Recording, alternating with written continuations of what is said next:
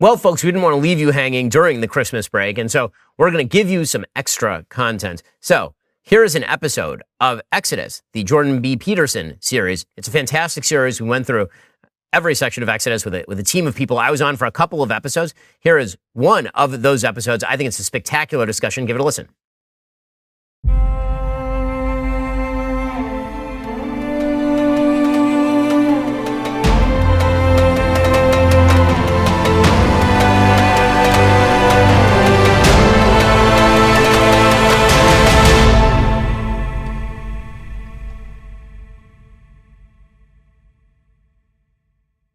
Hello, everyone. Welcome to episode 13 of the Exodus seminars.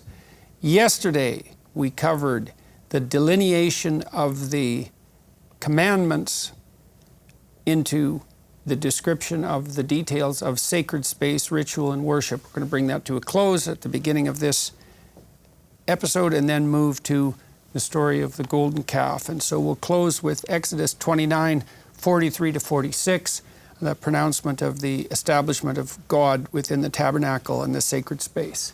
So, and there I will meet with the children of Israel, and the tabernacle shall be sanctified by my glory, and I will sanctify the tabernacle of the congregation and the altar. I will sanctify also both Aaron and his sons to minister to me in the priest's office. And I will dwell among the children of Israel, and will be their God. And they shall know that I am the Lord their God, that brought them forth out of the land of Egypt, that I may dwell among them. I am the Lord their God.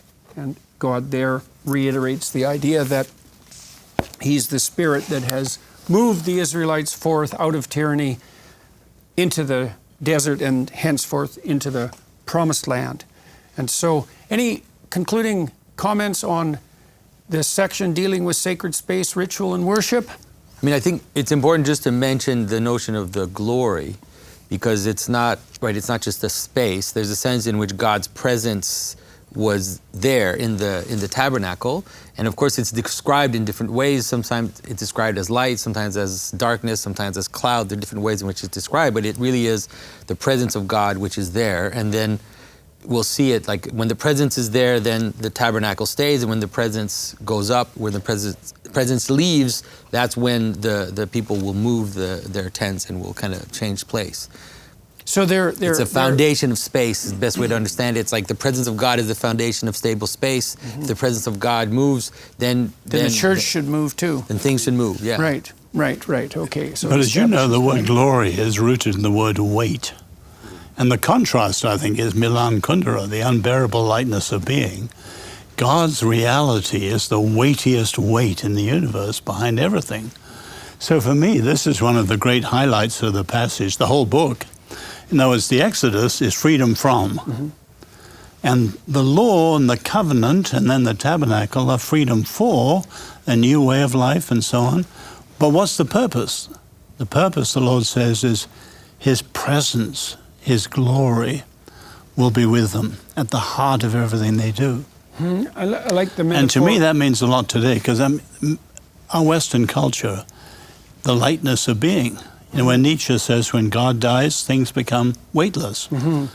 There's no gravity in our culture now. Well, this is a reminder where it comes from. One of the things that I suggest to my lecture audiences, I also suggested to my clinical clients, is that when they will be called upon to deal with heavy things in their life, everyone understands what that metaphor means, and so that would be catastrophe and suffering, encounter with malevolence, things that hurt and move you deeply, that you need to have deep things on your side. And part of the promise of the eternal verities, let's say that a humanities education offered, was the instantiation within you of those deep things that would enable you to confront deep catastrophes and prevail, and that would be your alliance with truth and with beauty and with justice and with mercy.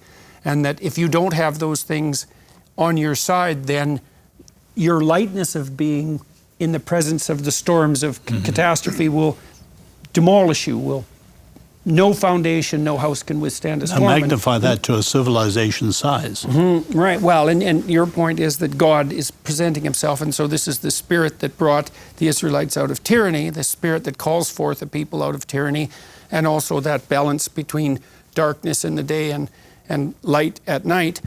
That's allied into a vision of the same spirit. That's what's the most fundamental.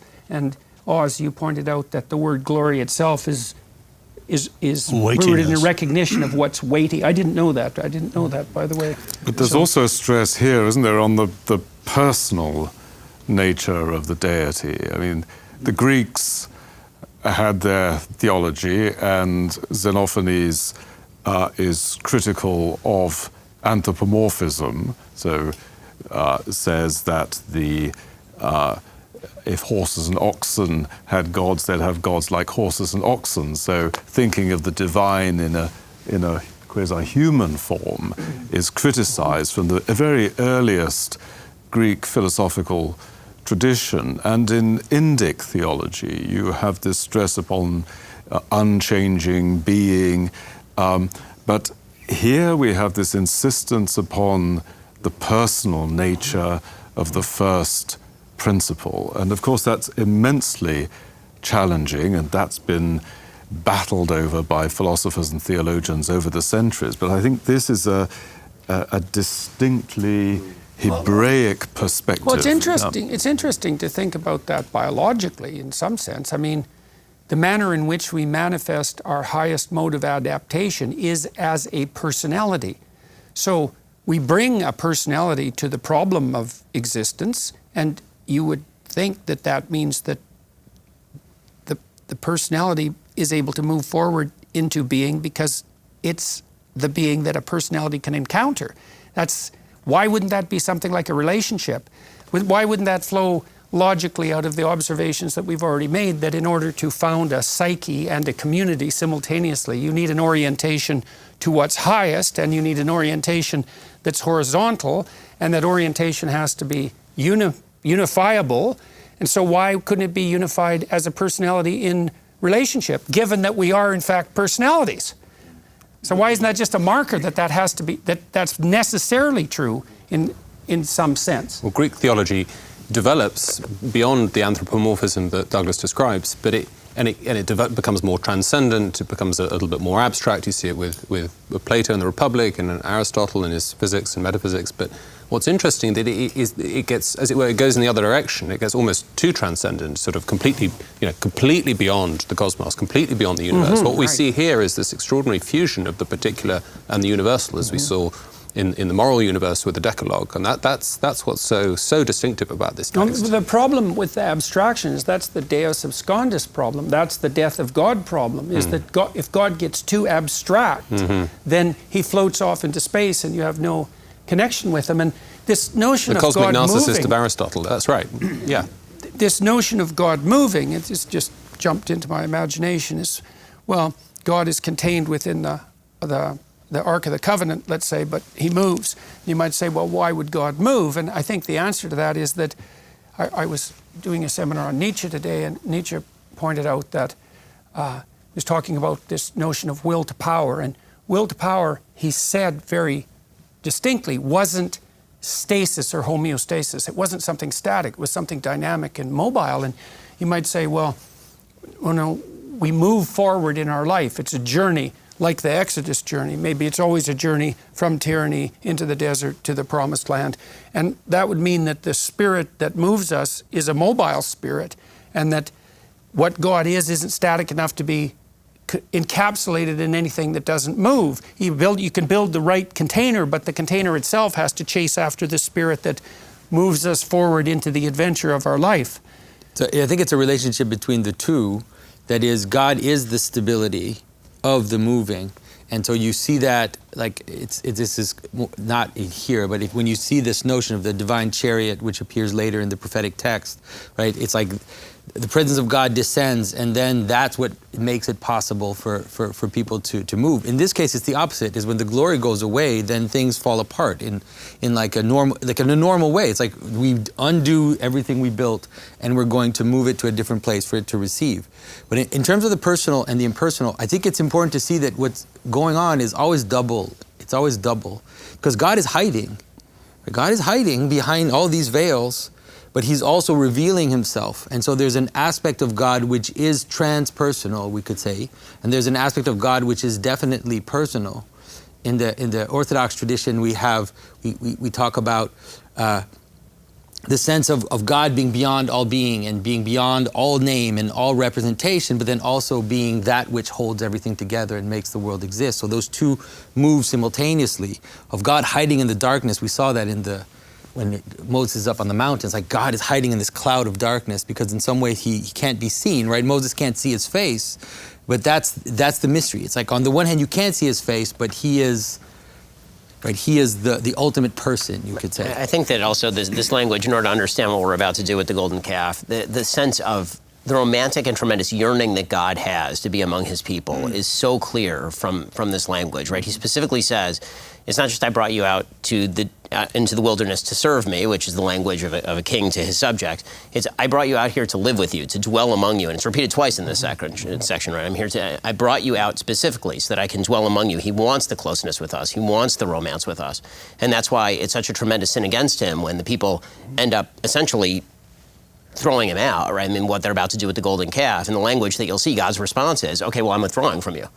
Okay, you've thrown me out, I'm now withdrawing from it. To understand the seriousness of what God's about to do to the Israelites, you have to understand how close he actually wants to be to them. He's laid out this whole format, this whole living arrangement with them. You can see this as well as an ennobling of the human, of human destiny. You know, in the nihilistic world,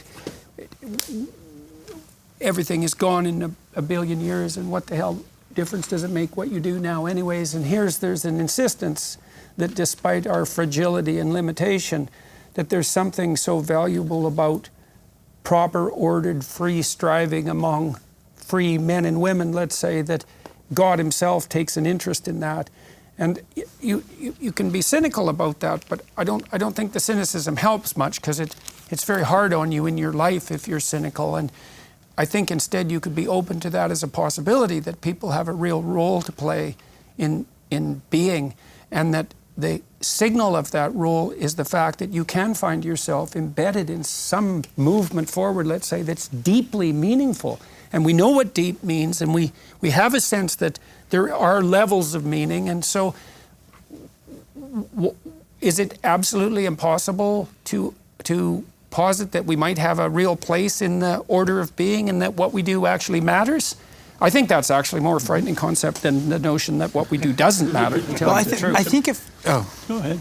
I think if you could see God clearly, you wouldn't need faith, right? So it's a precursor in a lot of ways to freedom. If you could see God, it would be so undeniable. Like, first you die, but then additionally, everything that he would say would have to be absolute. And that's a kind of authoritarianism. And so it's like the faith of the belief is what allows the freedom to keep falling and drinking wine and picnicking and making golden calves. And every time he's out of sight, there's a fall, and then there's a movement back again. So you're suggesting if there wasn't a veil, there'd be, everything would be so understandable to us that we could just follow it like automatons. Right, then you're back to the Pharaoh in a way. Common sense. What's the common sense approach to keeping your home and your family safe? Is it taking action after somebody's already inside? Doesn't seem common sense to me, but that is what most security companies now offer. Our sponsor, Simply Safe, does the opposite. They stop criminals before they enter your home. Now that sounds like common sense to me, before, not after. And they do it with a double layer of defense. First, they've got AI cameras that detect threats early. And here's the key thing. They alert live agents, real people, who actually speak directly to intruders. Hello, what are you doing? You're being watched. I would leave. And you know what? People do leave, because if they don't, then they get caught by the police. Now, that is common sense. That's real security. And there are no long-term contracts, no hidden fees. You can cancel anytime. We have Simply Safe protecting these very studios, which means that we've got peace of mind that we're all safe and that our equipment is safe as well. Simply Safe has been named Best Home Security Systems by U.S. News & World Report for 5 years running. They back it up with a 60-day money-back guarantee, so you can try it and see the difference for yourself. This month only, take 50% off any new system. This is one of the best prices you will ever see for Simply Safe. Don't miss it. Hit simplysafe.com/Shapiro. Again, that's simplysafe.com/Shapiro and lock in your discount. There is no safe like Simply Safe. If you owe the IRS more than $5,000 in back taxes, I'd love to tell you about our sponsor, Priority Tax Relief. Look, I get it. Dealing with tax debt is stressful. Maybe you fell behind on filing, had to pull from your 401k, or you just hit a rough patch. Whatever has happened, Priority Tax Relief can help. They're a team of experienced tax attorneys, CPAs, and enrolled agents who've been doing this for over 15 years. These folks negotiate directly with the IRS on your behalf, and they are very good at it. They've handled thousands of cases. They've helped clients reduce their tax debt significantly. Some people who owed 25 or even 50 grand were able to get that reduced to a fraction of the amount. They completely understand how overwhelming this situation can be. Their team walks you right through the process, step by step, so you're never in the dark about what's happening. And they move fast to stop or prevent things like liens, wage garnishments, and those penalties that just keep piling up. The IRS has stepped up their collection efforts lately, but Priority Tax Relief can step in before things escalate. They're offering a free consultation, no upfront fees, no obligation. Just go to PriorityTaxRelief.com/Ben. That's PriorityTaxRelief.com/Ben. See how they can help you get all of this resolved. I think it's important also to keep in mind here that the distinction between, even though they're very closely related, revelation and ritual. And you can have, we all know this in our lives, you can have an epiphany. Oh, I'm going to do this, or I feel I'm called to live this kind of life, but that's just one moment, right? And the question of mediation, of how, the highest ends up in the lowest, has to do with ritual. It has to do with the rhythms of life we adopt in relation to, or in order to orient ourselves in relation to those high things. To bring in Aristotle, who's been taking a bit of a hard time in this conversation. Aristotle, in the Ethics, he brilliantly says how the virtues are established by repetition, right? You become strong by lifting heavy things, right? You become courageous by facing difficulty, and if you want to live in relation to the highest, you need every day to break that down into you might say, the habits of holiness, or the habits of orientation. You can't spend your days, as I had been tempted to do, distracted on the internet or scrolling this or being busy from one thing to the next, and then think, what happened to the highest? You've got to start very intentionally and build habits into your life, or you'll always be at the situation of, on again, off again. There's a revelation. That's exactly right. It's got to be daily. And again, I think that you see that, again, we're about to see that in the narrative when you talk about the big question, which is, you guys just received 5 minutes ago a revelation on this mountain from Moses and God, and you're about to sin in the most egregious way possible within 5 minutes of seeing that. And the idea in Judaism has always been that the weakest form of faith is based on seeing miracles. And when you see a miracle, it's easy to rationalize that away. I mean, it's easy to think of any memory in your life and you say, can you recreate the feeling that you had at that moment in your life? And the answer is no. I mean, it's almost impossible to recreate a moment that happened when you fell in love with your wife for the first time. Can you recreate, like right now, the feeling that you had just sitting here? And the answer is no, you can't do that on command, right? It feels a certain way in the moment, and then it doesn't feel that way 20 years later, how it was exactly in that moment. It feels something different. It's the rituals of everyday life that make you fall in love with your wife every single day and continue that love going.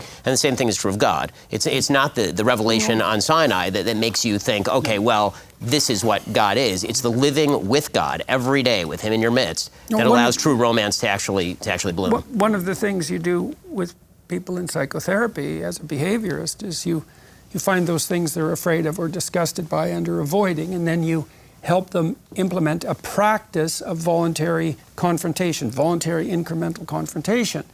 And the practice transforms them. It makes them into someone who's no longer intimidated and retreating in the face of either disgust, or paralyzed in the face of disgust or of fear. And it is that practice.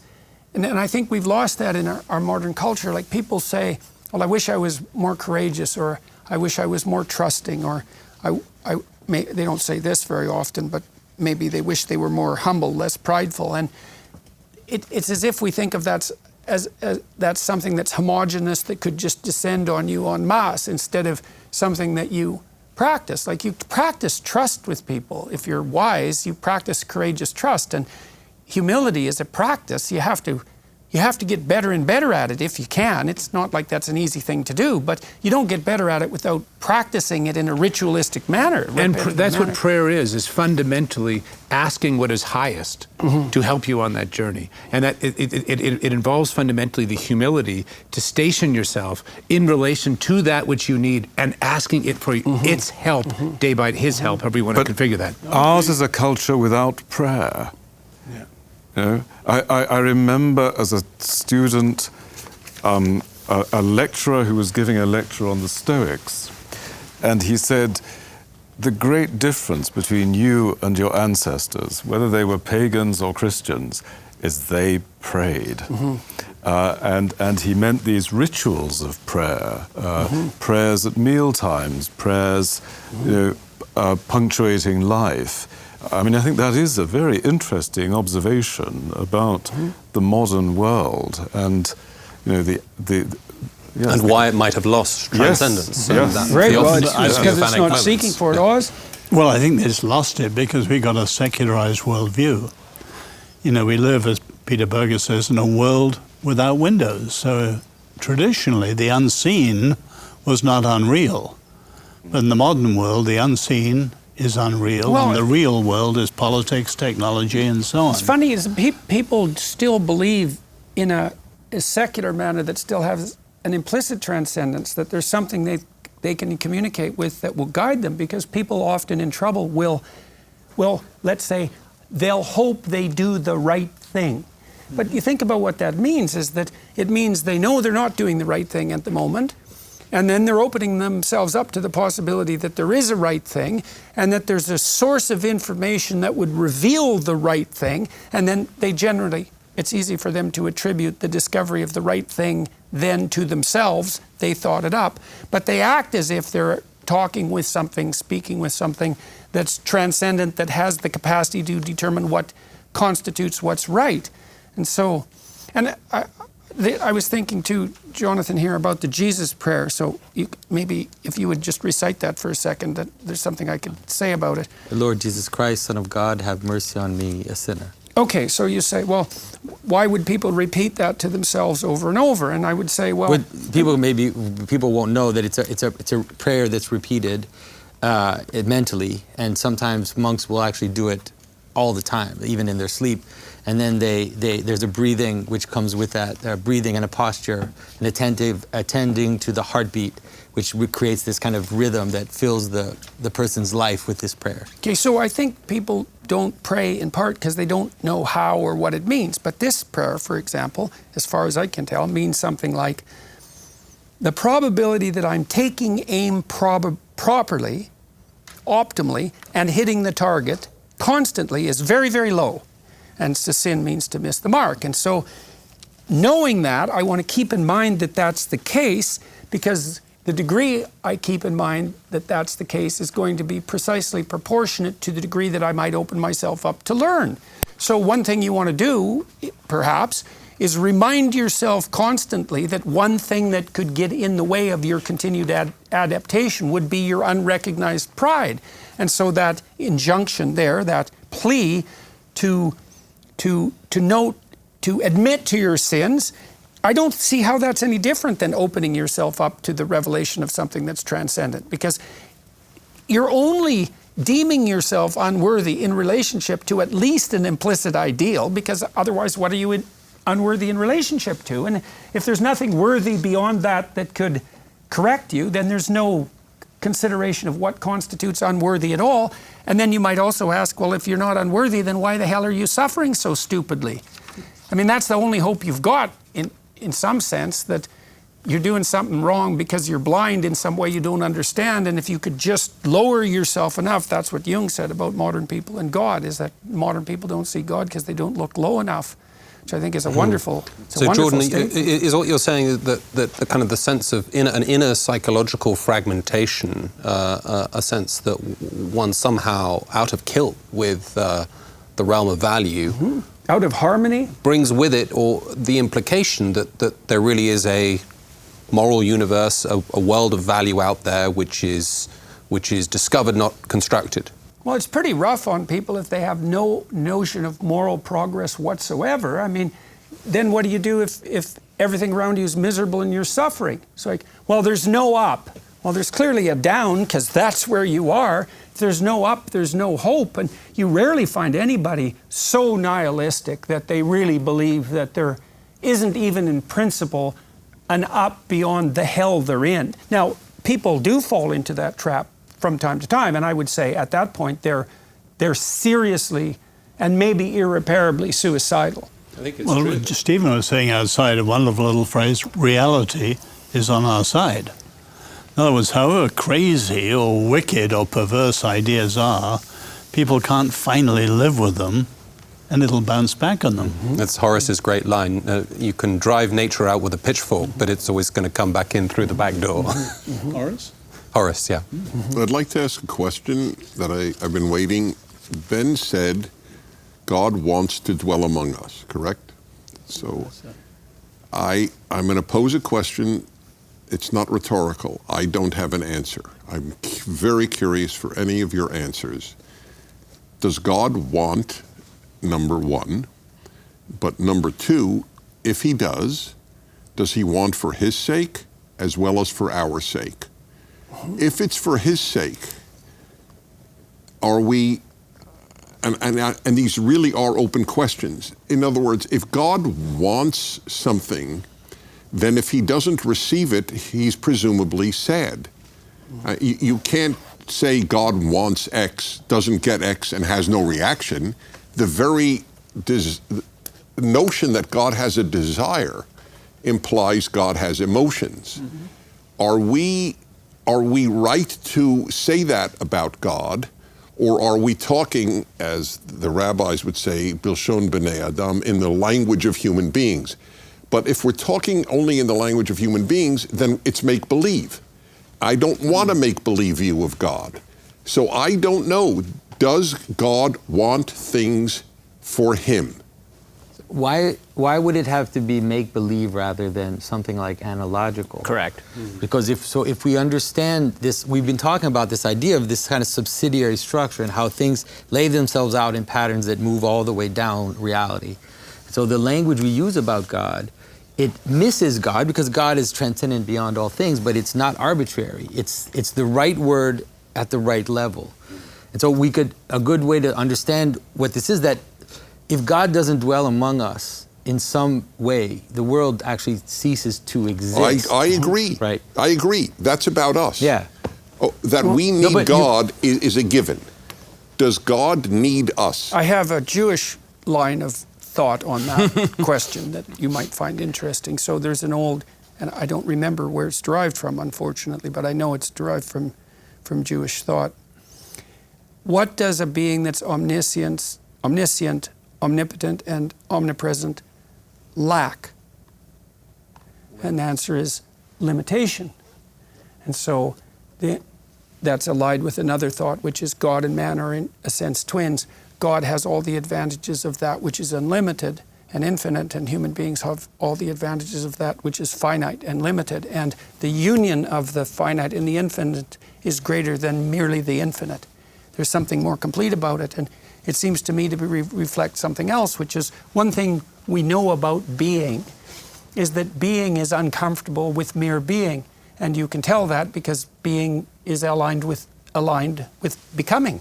Right? The world keeps unfolding. It has a telos of sorts, even if it's just an entropic telos, which it isn't by all appearances, but even if it was just that, being itself transforms. And so you could say, metaphorically maybe, that there's a longing for becoming that's implicit in being. And then there's an adventure in limitation that isn't there in that which is unlimited. And maybe you have the best of both worlds if you have limitation and lack of limitation. And then you might say, too, how do you deal with the catastrophe of limitation? And that goes back to Greg's point to some degree, which is, well, you ally yourself with a veiled form of what's unlimited, and that fortifies you. And that way you can bear the catastrophe of being without floating away because of your lightness, that you're still in relationship with the infinite, and that gives you the courage. And then if you're skeptical, you might say, well, are you in relationship with the infinite? It's like I would say, you're in a relationship of some sort with the infinite, because there it is. you're encountering it all the time, and then the question only is well, is the relationship heartening and helpful, or is it destructive and does it engender nihilism and hopelessness? You're stuck with it. I mean, people know that when they look up at the night sky. You know, you're faced with the infinite no matter what. And are you saying that the infinite requires the finite as well? I mean, one of the questions, it seems that because the infinite gave rise to the finite, right? So, Dennis, I love Rabbi Heschel on this. You know, in the book The Prophets, he contrasts the Greek and Aristotle notion of God as the unmoved mover. And he says, no, the God of the Bible is the most moved mover, who loves and has compassion and is jealous and so on, and puts a very different view. I mean, I studied under my youth under a Hindu guru in Rishikesh. And, you know, the ultimate God of Hinduism is beyond all caring and feeling and so on. And I love the fact that the God of the Bible loves in this deep way. So, I mean, it's both, on right? that I mean, side. you get to Deuteronomy, right? And God is described as, in the Hebrew, Tzur Tamim Pa'alo, right? He's a stone that doesn't change. Yeah. Right? That's how Moses describes him when we get to the end of Deuteronomy. And so that's always the question, is how can these two things coexist? And it seems to me that it's almost the way that we, you know, a layman would describe physical forces, right? When you talk about, you know, gravity, the object wants to fall, right? Mm-hmm. Does the object want to fall, or is it just the way that the world works? Right? And that raises sort of a broader question that I think we're going to get to in terms of what the Bible is. Is the Bible descriptive or is it normative? Right? There's a sort of notion that the Bible as a piece of revelation is God giving orders to people about how things should be, about how to establish a way of the world. But there's a really, you know, basic Judaic concept, which is the world is actually the world was created by the blueprint that is the Bible, right? Which is that the world is actually built after the roadmap. And so what we're reading here is actually descriptive rather than normative. It's not as though we're trying to, you know, change, the Bible changes the world as much as the Bible describes the world, and if you wish to live in accordance with the best possible reality that already exists in the world, you're going to live according to the precepts of the Bible. And so when we're talking about God wanting or God needing or any of the romantic language that's used throughout, I mean, Shir Hashirim, right? The Song of Songs is it's a love song. I mean, it's an actual erotic love song about the relationship between God and the Jewish people. And does that mean that God literally wants to, you know, make love to the Jews, or the Jews literally want to make love to God? I mean, not really, but it's the best analog that we can make. And the thing that elicits what God truly wants of us, right? Which is that emotional response to Him, that abiding passion that we should have for Him, even if He doesn't have quite the same kind of thing, right? There's always going to be, we're about to see, right? Well, we're only going to be able to see His back. We can't see His face. If God really does have wants, then I will repeat something I heard many years ago from a rabbi who asked the audience, so who's the most tragic figure in the Bible? And everybody threw out a name, and he said, oh, I'll tell you who, God. Correct. And that has always obviously stuck with me. If God has feelings, I actually feel bad for Him. I'm not being cute, I'm being literal, because He looks upon the creature He had the most faith that He did good with. We're the only day, the creation of man, that God said, and He saw it was very good, not just good. And it says, God got sad into His heart when He looked at the human being in Genesis. So I just want to throw that out. I feel bad for God, and I mean it literally. When push comes to shove, I think the secularists think the same thing. And I would say the reason I think that is because of the Nuremberg judgment. Right? Secularists think the same thing. That in some sense that the spirit of the cosmos itself can be ridden with sorrow because of the magnitude of a transgression. Because the Nuremberg judgment was that some things are wrong, right? The crimes against the Jews, the Holocaust. In some cosmic sense, that was wrong, right? An a priori axiomatic sense, independent of your culture, independent of your training, independent of your motivations. If you participated in that crime against humanity, that was wrong. And there's an implication there of a cosmic wrong, right? That something's But is there cosmic sadness? Well, something has to respond, like, why else is it wrong?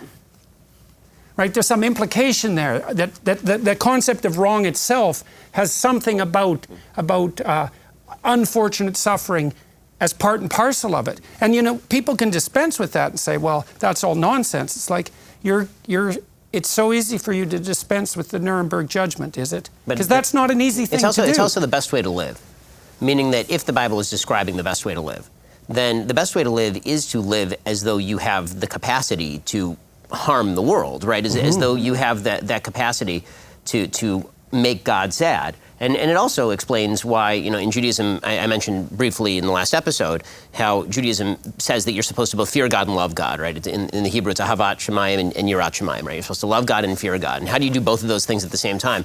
And an answer that I heard one time that I thought was quite beautiful is the same way that you love and fear your parents, meaning that you love them so much that you fear harming them. You fear hurting them, right? When you love people, you know where all their vulnerabilities are, and that's deliberately where you don't prey on them, right? If you really don't love somebody, you know where the vulnerabilities are, and you prey on those vulnerabilities, and that's how you destroy relationships. But if you actually want to have the best relationship with someone, you love them and you fear them, but you don't fear what they're going to do to you. You fear what you could do to them. And I think that's how you find the unity of love and fear is in exactly this, recognizing that God is desperate to be with us. God is desperate to experience with us the joys of the world that he's created for us. And so the notion that God created the human being because he was lonely does not strike you as odd? I've heard that, and I've never known how to react to it. God got lonely? Again, but I think all this is maybe that's analogical, true, right? I mean, this is Maimonides. Maimonides no more just says it's all an absurd analogy, than any right? other explanation. But for wait, the if it's all cosmos. an analogy, then he didn't get lonely. Well, An I mean, analogy it's the best- is not the same as reality. Because the Bible is constantly speaking in analogical. God doesn't have hands either, right? I don't have a problem with that, but then we can't have, I don't think we could have our cake and eat it. If it's all analogy, it's not real. It's not analogy. I mean, it's okay. So it's not analogy. Well, here, wait. Maybe it can be analogy and be something deeper than that as well. I mean, here's one thing you might contemplate. So reality is that to which you must adapt. Let's make that generalization. It's a definitional generalization, and then you might ask, well, what's the best way to live? And then you might say, well, to manifest a personality rooted in love, that is the best way to live. And maybe that's some balance between justice and mercy, and that's the balance between the hands of God. And there's a metaphor, that's a metaphorical in some way, the use of love and the use of mercy and justice. But then there's a stark reality underneath that too, is that, well, if you want to have great relationships with other people, that's not a bad starting place, and so you're likely going to thrive if that's actually the way you conduct yourself. And that thriving is real, and the universe of interactions you have with other people is real. And then you might say, well, if you extended that love to beyond the human, to the degree that you were capable of that, and you see echoes of that in these stories where even the cattle are allowed to rest or on the Sabbath, you want to extend that personality of care even beyond the human, and that seems like a laudable thing to do. And there's nothing about that isn't adaptation to the structure of reality itself. I mean, I think the idea that this isn't a personal relationship is only strange to us because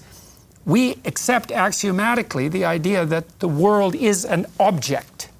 And that's not obvious.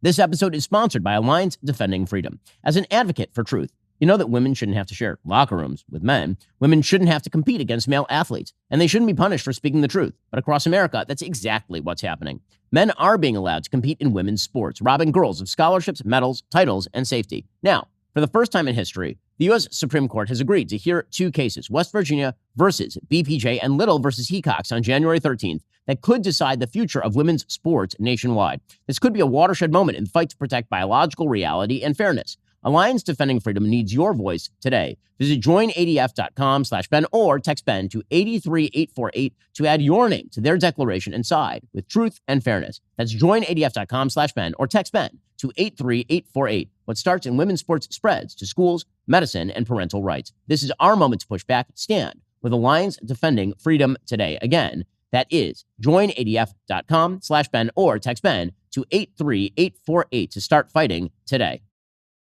Grand Canyon University, our sponsor, is an affordable private Christian university based in beautiful Phoenix, Arizona. It's one of the largest universities in America, praised for its culture of community and impact. GCU integrates the free market system, a welcoming Christian worldview, and free and open discourse into 369 academic programs with over 300 online. Join a nationwide community of learners redefining online education through GCU's 100% online MBA degree program. Learn ethical entrepreneurship and scale your business to serve your community. In addition to federal grants and aid, GCU's online students received nearly $161 million in institutional scholarships in 2024. Find your purpose at Grand Canyon University. Private, Christian, affordable. Visit gcu.edu/myoffer to see the scholarships you might qualify for. Again, that's gcu.edu/myoffer. Go check them out right now. Lots of universities out there who are taking you for a ride, giving you a degree that is worthless and teaching you bad values. Not the case at Grand Canyon University. There, it's the opposite. Private, Christian, affordable. Visit gcu.edu/myoffer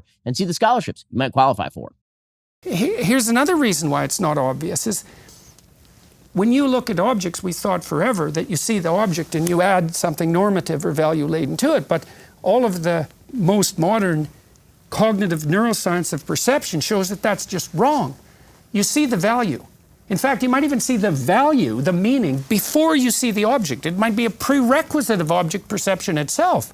And so then that really begs the question is, what makes you so sure that the value isn't baked into the structure of reality itself? It could easily be. And it seems, it depends on how you define reality. But if reality is that which you adapt to, and you adapt to reality by adopting a value-laden schema, which you seem to have to do even to perceive, the only question then becomes, what's the proper value-laden schema? And the biblical answer to that is something like a personal relationship with something like the highest personality. It's like, so you could think of that as metaphorical, but it's also real. It's like, there isn't anything more real than that. And I also think that's true, partly because real. One of the things that people accept as real is pain. And there's a subjective element to that, but there's nothing that you can't find anything that people act in relationship to that demonstrates their belief in reality more than how they act when they're in pain. It's like, say what you want and see how that works when you're in pain. It doesn't work. You're going to act like it's real. And so then you might say, well, pain is the fundamental reality. But then you might say, well, maybe is there something that can help you cope with or mitigate pain or prevent it? And the answer is, well, yes, there's all sorts of things. Love helps with that. And I mean literally. And so then wouldn't you say those things that help you deal with pain are more real than pain? And then if it's your participation in this vertical morality and this horizontal morality, your ability to align yourself with the highest and join with other people as a consequence, that's an ennobling of your spirit. It helps you stave off pain and suffering. How is there anything more real than that? And you might say, I don't believe that. I say, well, wait till you're in pain and see what you have left if you don't have that. So it's not just metaphor, right? Even though it might also be metaphor. I just want to say I want you to know this is a sort of confession. For the first time in my life, I don't think it's just an analog. Listening to all of you and thinking it through my life has been studying the Torah. I've always assumed God got sad to his heart. That verse was metaphorical to describe so that we understand how much humans screwed up everything. And right at this moment, I might change by tomorrow, but I don't tend to change that rapidly. I think he got sad. Mm-hmm. Because it's hard to imagine that we could experience things he can't. He would have created a being that could do what he can't do then. Mm-hmm. And that's hard to imagine. Mm-hmm. But to go back to your original question, or one of your questions, Dennis, one big difference surely between the Christian scriptures and the Hebrew scriptures is that you have in the New Testament the idea the Father had love for the Son before the world. Mm-hmm. In other words, you have love within the members of the Godhead and the Trinity. So God didn't need to create to have someone to love. And that's commonly comes up with the Muslim idea of Allah, who needs someone if he wants to love, but not in the Christian understanding. So there was love in the Godhead, and then the Lord made us in his image, and we're capable of love. Now, our Christian problem is we tend to say, you Jews are legalistic. And, Rabbi Sachs and others point out to me rightly, we love the Lord our God and our neighbor, and love is at the very heart of Deuteronomy 6. And so we have to take on much more of what's there about God's love than we have done, and not talk as if love is New Testament and law is the Old, Dennis, which is absolutely wrong. quick question. You said that God can't, that man can't experience anything that God can't do also, right? That's what you're saying? But God can't sin, right? Can God sin? Well, that's behavior. So the reason God is God is that he doesn't sin. Man does. It's not possible to be human and not sin. It is possible to be divine and not sin. But so the question is not really does God sin, is does God want to sin? I mean, to really, truly follow my own thinking to its logical conclusion, do we ever have a desire that God doesn't have? I have no answer to that. Well, we have temptation, certainly, when we get to the New Testament. But the traditional Christian vision is that sin is a turning away of something which is completely true and natural. And so it's like all our capacities are actually in the image of God, but it's only when we turn them to the wrong goal is when it's sin. And so in the sense, God can... I still use the word analogical. Sorry, Dennis. So all our capacities are the image of God, and so God sees, God speaks, God loves, all these God wants, but He does it without turning away from the original reason for why those things even exist in us. Is there also not the point that we've seen in our reading, the stress upon the goodness of God? So there's an anti-legalism there, that these are not just prescriptions from a sort of super celestial tyrant, but the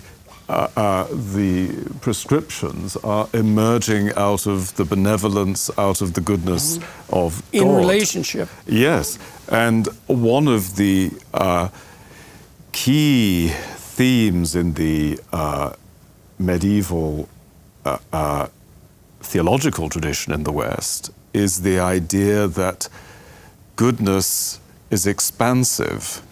So just as human sinfulness is curved in on itself, the model of God is that of the expanding, of the expansion of love. Yeah. I mean, the Latin tag, the bonum diffusivum sui. If you imagine that you want to prepare your son to thrive in the world, well, what you do is you try to establish a great relationship with him, right? I mean, every father knows that. You want to establish a great relationship with your son. And it's not just because you want to have a great relationship with your son, it's because you assume that if you have a great relationship with your son, he's armed in the proper manner to thrive in the world. Well, if that's how we train our children to live in the world optimally, then why wouldn't we conceptualize that's a microcosm of the manner in which life has to be conducted? Fatherhood wouldn't work to guide a child into the world if that relationship spirit wasn't generalizable beyond the confines of the relationship. And so why isn't the proper metaphor then for us as we move forward in our lives the same metaphors, that we're trying to establish a relationship with the central animating spirit of mankind? And I think that is a proper mode of conceptualizing God, and that's actually metaphorically reasonable, but also really the most practical thing that you can possibly do. It's both. And that also is contingent in the other direction, which means that in that case, God, like you're saying, you want to establish that with your son, so then that applies to God with us, which gets to your question of want. If we're going to view that as a microcosm that's fractal.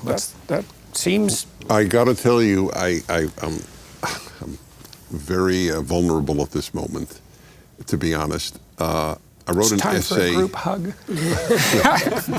That's funny. There are too many Englishmen here. So, I wrote an essay years ago that the hardest law of the 613 in the Torah for me to fulfill is love God with all your heart. And I've literally, till an hour ago, I still felt that. I don't know how you could be sensitive to all the suffering in the world and still love God. I believe in God, I follow God, I respect God, I honor God, but love God was a toughie. And I believe God knows it's tough, that's why we're commanded to do it. It doesn't come naturally. But now, because of this discussion, I think I can, because I now think that God can experience pain. And that makes him lovable. Well, if there was no suffering in the world, there'd be nothing for us that was real to do. And it's possible that we have something real to do, like real, right down to the core, and that terrible, unjust suffering is terrible and unjust, really, but that we really have the moral obligation to deal with it. It's not been lifted off our shoulders even by God. So, all right, so let's move on here. Exodus 30 and 31 is a reiteration of the building of the sacred space, the ark, the ritual, the layout of the rules for sacrifice. It happens a couple of times in Exodus, an indication of its importance. And I suppose the necessity, when these are oral books, of transmitting the procedural rules, right? It's an aid to memory, that reiteration. Now we come to Exodus 32, and as Ben pointed out earlier, the Israelites have just seen this complete miracle of volcanic descent of God in the most blatant possible manner, and it's barely manifested itself before they decide to do something egregious. And I would say we probably do that in our own life all the time, Ben, because there are miracles unfolding around us all the time that we're too blind to see, so we don't even see them when they're there. And even if we do see them, it doesn't instantiate the kind of wisdom that instantly makes us into saints. And so I think this is really reflective of what people are like. And the atheist scientists, they say, well, just show me some proof. And the right response to that is, you'd forget about the damn proof in about 15 seconds. And so you think you're way more amenable to proof than you are. So, okay, so let's go into the golden calf here. You should probably read the last verse of 31 before you get to 32, because it's Please the tablets. No, right. So when he had finished speaking to Moses on Mount Sinai, he gave him the 2 tablets of the covenant, stone tablets inscribed by the finger of God. So you need that as a plot point for what's about to happen. Right. So we've got the tablets. Great. Inscribed by God. It's important. Inscribed by the finger of God on stone, right? So that you don't forget them. And when the people saw that Moses delayed to come down out of the mount, well, he's up there communing with God, so you'd think they could have a little, and they know it, so you'd think they'd have a little patience with that. The people gathered themselves together unto Aaron, he's the political mediator, and said unto him, Up, make us some gods, which shall go before us. For as this Moses, the man that brought us out of the land of Egypt, we wot not what is become of him. And Aaron said unto them, Break off the golden earrings. It really is a pretty comical story, isn't it? It's so preposterous. It's so pathetic. And Aaron said unto them, Break off the golden earrings, which are in the ears of your wives, of your sons and your daughters, and bring them unto me. It shows that the political without Moses, without the divine prophet, is instantly at the whim of the idiot populists. It's something like that, the faithless idiot populists. And all the people break off the golden earrings which were in their ears, and brought them unto Aaron. And he received them at their hand, and fashioned it with a graving tool, after he had made it a molten calf. And they said, These be thy gods, O Israel, which brought thee up out of the land of Egypt. And when Aaron saw it, and he's just built it, right? Just made it. And when Aaron saw it, in love with his own creation, he built an altar before it.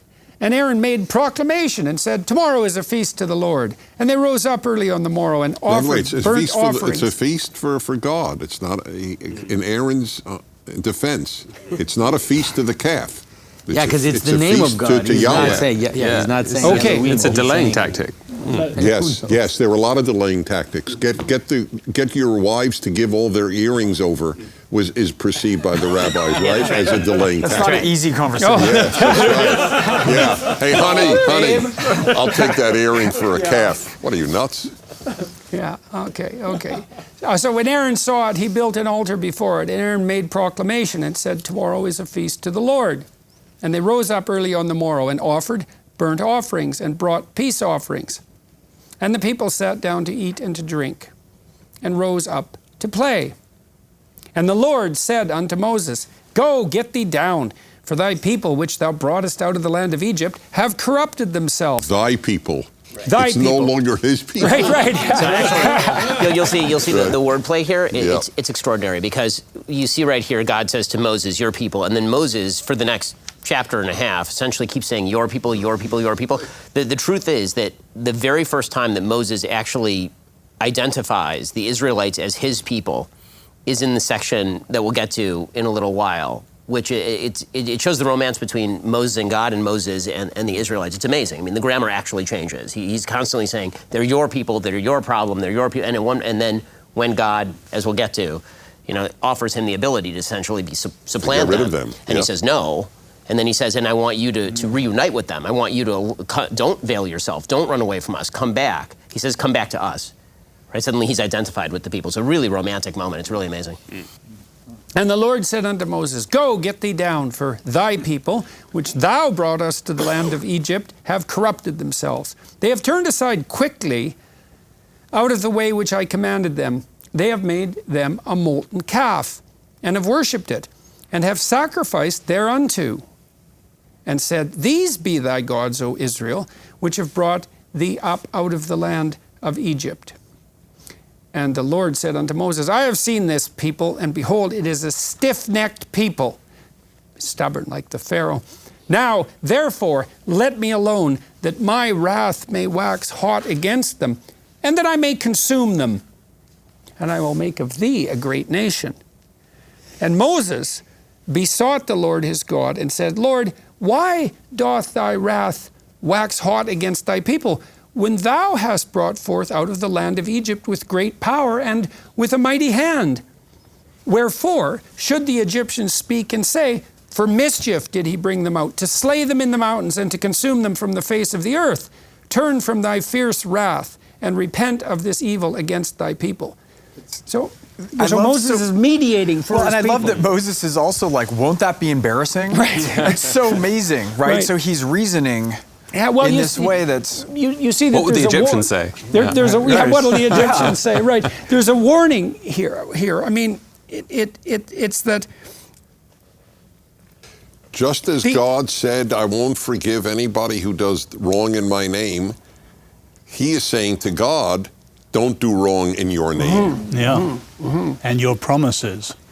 I want to express, I have so much empathy for Aaron, because I think Aaron in so many ways is like a storyteller. He's constantly mediating, and he builds, he's an artist, so he builds this golden calf, and it's constantly, like, you can't get enamored in what you build or create as an artist in a certain way, is one of the templates that it seems to be talking about, because he's constantly moderating between these two, and it's sort of like he's quick to fall in love with that which he's created. Well, his job and to view it as separate from its allegiance to how it should be properly aligned. He's also the political mediator between Moses and the people, and he's played that role. And now Moses is, in fact, gone, so the prophetic voice is gone. It's not exactly surprising that Aaron attempts then to just express the will of the people, because that, in some way, that is actually the role that he's been cast in, especially with Moses now gone. He expresses it and makes it this beautiful thing also. Yeah. And then... This is also why when Aaron dies later in the Bible, the people mourn him more than they mourn Moses. The language of mourning for Aaron is very extreme because the people are very close to him, because essentially he's a populist, but he can't be the leader, right? He can't be Moses, because Moses has to have a distance from the people. The leader has to have enough distance from the people to understand that his dictate doesn't come from the people, it comes from something higher. And the minute that he goes missing, the people immediately start creating idols out of and then worshiping the thing that they themselves created, which, by the way, is the nature of democratic politics. Right. And we should mention at this point that that's exactly, when you look for moral value in your political leaders, you're looking in exactly the wrong place. They're people created by your hands who you then turn your worship upon. You elected them and you made them. And then you say, why are these idols not serving my purposes properly? It's like, well, because you created them. That's why they're not serving your purposes properly. And there's also an implication in the text that's a very strong implication, which is that if you dispense with that which is properly divine, you're going to worship something. And especially, and we could understand that if you understand that to worship is to celebrate and to pursue. And if you worship, celebrate, and pursue nothing, well, then you do nothing, right? You have no forward movement. And so if you're going to move at all in life, you have to worship and celebrate something. Obviously, if you destroy what's divine or turn your face away from what's divine, you're going to turn towards some sub-divinity. It's still going to rule over you. And so then the issue becomes, given the necessity of that you have to have an ideal that you're pursuing, the only question becomes, what's the nature of the central ideal? And of course, that's what the biblical corpus is trying to work out. But you don't ever have this option where, well, I choose to worship nothing. It's like, no, you'll worship your stomach, or you'll turn into Priapus, or like something's going to drag you along, because otherwise you just sit there and do nothing. You're stuck with celebration. Yeah. The thing you value enough to work for, the thing you value enough to make sacrifices for, of any sort, that's your God. Human beings are wired for worship, in effect. So what I find very impressive is that so the mountain now appears again as this microcosm. And so you have the animal at the bottom, you have licentiousness, desire, all these things that are at the bottom. And then Moses goes up, and it's as if it's also kind of expressing the problem of disconnecting, let's say, the high and the low. And that's kind of what's happening. Moses is going up, and so because Moses goes up, it's as if things below fall apart. And there's a need for Moses to be that mediator, and that's what he's doing. Even now, as God is saying, I'm just going to destroy these people, he's acting as a representative of the people towards God, and then he's going to go back down and act as a representative of God towards the people, right? So he really is the mediator between the two principles. And he's also trying to help God figure out if there's a way of correcting the egregious error that the Israelites have engaged in that doesn't involve that they just die, right? Because if you commit an extreme error, one of the consequences of that can be not only that you do just die, but that you should just die. I mean, it was a tradition in pagan societies. If you were a general and you conducted a battle and you lost, it was like time for you to die, right? Because obviously you weren't the right person. There wasn't this was even the case with Japanese in the Second World War. Like if the Japanese leaders lost a major battle, it was incumbent upon them to dispense with themselves. And they couldn't believe, from what I've read, that American generals would get another chance, that there was this idea that you could be redeemed from your cataclysmic sin, right? Your failure to miss the mark. And here Moses is intervening with God to suggest that even though the Israelites have done something egregious and instantaneously egregious, despite evidence that they shouldn't, that perhaps there is a way forward that's better than merely just having them die as a consequence of their mistake. I love Ben's point that in some ways God is using this as an opportunity to force Moses to identify with the people. I mean, it's such a beautiful image. And this story, by the way, this pattern, if people who are watching want to know that this pattern repeats itself in Scripture many, many times. And if you want to understand some of the stories of Jesus, for example, it's this pattern. So Jesus goes up the mountain, the disciples go on the waters, and now the waters become unstable, and now they're afraid. So Jesus has to come back down and connect the top and the bottom. Jesus goes up on the mountain to pray, the disciples fall asleep at the bottom of the mountain. So there's just all these iterations of how if you when the mediator goes up, let's say, or it disappears, then things at the bottom fall apart. If the point fall into unconscious chaos. Yeah, that's right. If the purpose of something moves up, sometimes that's a problem. It's like people can't cohere. Okay, so why is it a golden calf that they turn into? Let's talk about that they turn to the particulars of the idolatry. So I have a quick question for Jonathan first, which is in Exodus 11, when the Lord speaking to Moses. He says, "Let every man borrow of his neighbor and every woman of her neighbor jewels of silver and jewels of gold."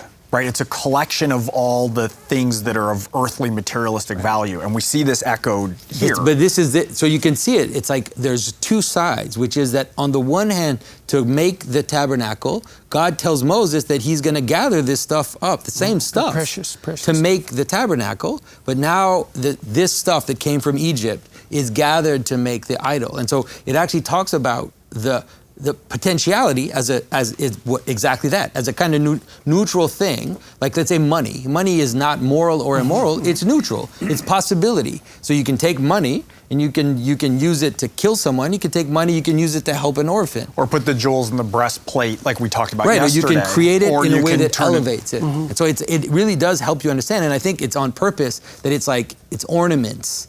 Because ornaments are non-functional things. They're not part of the productive reality. Is it relevant that it's the jewelry that was taken out of Egypt by the Israelites? I really think so. So it's that they're recreating an idol out of the stuff that was taken from Egypt? I think so. Okay, but it also has to do with the problem we mentioned, that Ben brought about the other day, which is that they're worshiping that which they should sacrifice, right? And so it's a beautiful image. It's like, this is what they should sacrifice up to God, and they're worshiping it. So you can apply it to your life, right? Everybody will have images of it coming into their mind right away. It's like, this is what I should be giving to God, this energy, this, my money or whatever, and now I'm worshiping it on its own. Well, that's why you see Aaron try to recast it, right? He's saying, this is a vector for worship, guys. This is not supposed to be like the thing that you actually worship. This is just a way for you, right? This is a way for you to try to elevate. It's also important to know the reason that it's a calf is because it's obviously an Egyptian symbol, right? The last time that you've seen cows in the narrative goes back to the dream that Pharaoh has with Joseph, right? Where he has the dream of the 7 fat cows and the 7 skinny cows and all of this. The wealth of Egypt is supposed to be signified by the cow. I mean, that's one of the animals that crops up in the biblical text a fair bit. So is the golden calf, is it literally a worship of something like material wealth? Yes, I mean, it's a worship. The storehouse of it's material also fertility wealth? god. Yeah, that's right. Fertility, Canaanite fertility. Yeah, I mean, when it's clear that one of the things that's really fascinating about the Bible's take on idolatry generally is that it actually is not a take on what idolatry actually is. It's kind of fascinating. There's a point made by Yechezkel Kaufman, who's a scholar of sort of paganistic cult versus monotheistic biblical Judaism, is that the way that paganism actually works is that you have a bunch of gods that have actual backstories, right? They actually exist up there in the ether. And so one of these sort of modern biblical critiques is that Judaism just posits, or the Bible posits, a God in contrast to these other gods, and he's actually just fighting it out with these other gods. And that's obviously not clear from the text of the Bible. The Bible describes idolatry as pure fetishism. Right? It's purely, there's an object and you worship the object, which is actually not really how idolaters worship, right? Idolaters presumably worship this as a symbol of a set of gods that don't actually exist. But the Bible says they don't exist so much so that we're just going to say straight up, you're worshiping this golden object, right? Which is why I think that modern people read this like, people used to worship golden objects? And the answer is no, people did not used to worship golden objects. They used to use that as a way of signifying something else that monotheism says does not exist. Right? What we're watching over the course of Exodus is actually, it's kind of fascinating because Judaism tends to say that Abraham is the first sort of person who's spreading monotheism, broadly speaking. That's actually not evident in biblical text. The first person who's actually enjoined to destroy polytheism is Moses, right? That's the transformative moment. And so all of Exodus is written in opposition to paganistic culture. And so when they make the idol, and then the Bible basically says you're worshiping like an actual metal object, right? That has no other meaning. And that's why Aaron's attempting to recast that as sort of an intermediary and intercessionary thing for God. And God and Moses say no. It's really meaningful, and it also means that Aaron ends up being punished for this later on because the commandment, it's this very bizarre commandment that we get to much later in the Bible. It's called the paraduma, the red calf, the red heifer. Right? The idea is that there are certain forms of impurity that cannot be alleviated by certain sacrifices. You have to find a red cow that is pure and purely red, and then you burn it, and then you take the ashes of that, and then you put it on the people, and this purifies them. It's obviously meant to be a punishment for what Aaron is doing right now in attempting to not just say no to the people. He should just say no. He should just say, wait for my brother. He's up there. But he doesn't have the, and by the way, he tries to excuse himself. Like 5 minutes from now, when we get to it, he's going to say that what actually happened with the calf is not what happened with the calf. Right? He's going to say he threw all the metal in the fire and magically it just sort of emerged as a giant calf. Is it reasonable to consider him a careless populist? I think that it's not that he's careless. I think that he's, to a certain extent, like every leader, he has to make the choice between whether he is going to be subject to the whims of the people at all or not. And what the Bible says over and over and over is that leaders who subject themselves to the whims of the people do not deserve the title of the great leader. They can be helpful, they can be the person who is an aid, but they can't be the great leader. And the reason the kingship is removed from Saul, for example, is specifically because he says, I'm going to listen to the people, I'm not going to listen to God. And so the Bible is a very anti-populist document. It really is. I mean, it says that there is a right and there is a wrong. And if you take into account what the people think about this thing, you're doing it totally wrong. Well, we spent a lot of time before you arrived on the scene talking about the structure of Mount Sinai with the vertical axis, which was the extension of an ethos that unites people collectively, with the vertical axis, sorry, I think I said horizontal axis properly, with the vertical axis, which unites individuals and the people with God, and that the proper form of moral endeavor is the union of those two things. It's the union with God that simultaneously provides unity to the people. And the problem with the leader that you described would be that only one of those axes of moral necessity would be being attended to at one time. And maybe that's better than being a pure psychopath. Right, exactly. At least you're in dialogue with other people. But all the people could wander off a cliff together. Right. I think logically speaking, there's one other point in the text that I think is important for what we're going to get to, and that is Moses' argument to God here is really fascinating, right? He makes the people they're not going to look on you kindly if you do this argument, which is sort of an argument. What he's not doing is he's not making an offense to the people. They're confused, they're scared, I'm not there, I should have gone down. Or he's not doing that. He doesn't make any excuse for the people at all. He says, like, for your own sake, you shouldn't do this. And then his real argument is the original covenant. He says you've made two covenants, right? There's the original blood covenant with Abraham, Isaac, and Jacob. And then there's the covenant we made 5 minutes ago at Sinai. They've abrogated that covenant, right? They wrecked that covenant, which is why he's about to destroy the tablets in 1 second. And then that is going to have to be remade. That covenant does not abrogate the original covenant. The original covenant still exists, even though they've abrogated. That's a covenant that cannot be abrogated by anybody. I just want to point one last thing before we continue, is that just in terms of understanding the idea of the golden calf, or that the image of the calf or the bull or whatever, is that later when we come to the temple, there will be big bulls in the temple, but they're not the object of worship, they're supports for something else. And so it's not like making a bull is evil in itself. It's making a bull and worshiping it, which is a problem. Because like I said, later in the story, then you will find those used in the temple itself. So, and this pertains to what you just brought up, Ben. Moses is talking to God, and he says, remember Abraham, Isaac, and Israel, thy servants, to whom thou swearest by thine own self, and saidst unto them, I will multiply your seed as the stars of heaven. And all this land that I have spoken of will I give unto your seed, and they shall inherit forever. And the Lord repented of the evil which he thought to do unto his people. So thank God for Moses, if you're an Israelite. And Moses turned and went down from the mount, and the two tables of the testimony were in his hand. The tables were written on both their sides, on the one side and on the other were they written. And the tables were the work of God, and the writing was the writing of God graven upon the tables.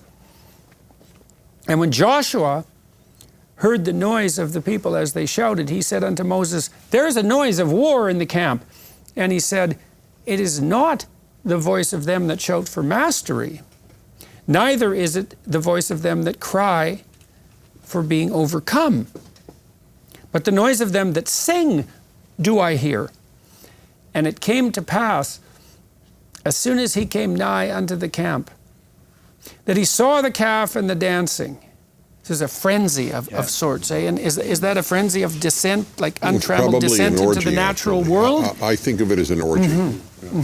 Right. So that's that descent into the chaos. Let's have faith. Right. Merging downward. Well, that fits in with the fertility element, with the bull representing power, but also right. So fertility, that's so interesting in relationship to our culture, because what that essentially means, it's the rise of the dominance to the highest place of sexuality itself. Yeah. Of course, that's exactly what's happening in our culture, right? Because that's even become the hallmark of personal identity, and also the object of worship that borders on the mandatory, right? So interesting. Before we get here, God both forgets and repents. It is not the voice of them that shout for mastery. It's not triumphant. Neither is it the cries of those who are being victimized, let's say, but the noise of them that sing do I hear. It's celebration. And it came to pass, as soon as he came nigh unto the camp, that he saw the calf and the dancing. And Moses' anger waxed hot, and he cast the tables out of his hands and broke them beneath the mountain. Why? Why does he do that? Why does he, is it It's an image of what's already happening. Right? This is what's happening. It's like the order So that comes from heaven that? is broken, and so it's like all of it, the image all comes together at the bottom. It says, that's why I think it also says, it's like underneath, almost Right. underneath the mountain. That's at what the it bottom says, of the yeah. mountain, Yeah. things are broken and shattered and fragmented and not together, and so that's what he does. So it's to drive the point home. Well, I don't know. I mean, it's just to show this is what, like you said, the You covenant's broke the been covenant. broken. You That's broke right. it. It has been broken. Right, it's broken. Right, so he's making no bones about it in what he's communicating. Well, I mean, to the he's a people. pure messenger of God, right? I mean, he's literally doing exactly what God just did, right? It says that God's anger waxed, Moses' anger waxes. The covenant is broken. Moses takes the tablets that are written, inscribed by the finger of God, the most precious object ever created, and smashes them at the base of the mountain. He says, like, what I'm doing is a physical representation of what God has already just done with the covenant. Yeah, well, and to the degree that that what's written on stone is the inscription of the deepest tradition, what he's dramatizing is the idea that this idolatrous celebration, orgy, you said, is destroying what's most foundational to culture. He's dramatized. That's being dramatized in the text. It's what he's dramatizing by his actions. Could we also see that, yes, he's a messenger from God, and I think there's clearly that verbal echo that sort of, the way God feels is his anger and then Moses' anger. But I wonder if there's a sense in which Moses is, as it were, identifying himself with the guilt of the people, that he's as it were, completing the sin of the people by shattering the tablets. It's as it were, it's the kind of the catastrophe that they brought about has rendered the covenant, the tablets. So you think he was wrong in smashing the tablets? It was sinful? Well, I don't know. I think maybe it's a moment in which the kind of the collectively guilty action is completed, and he identifies himself with the act of his people. I don't know. Well, is it, or you could also conceivably read it as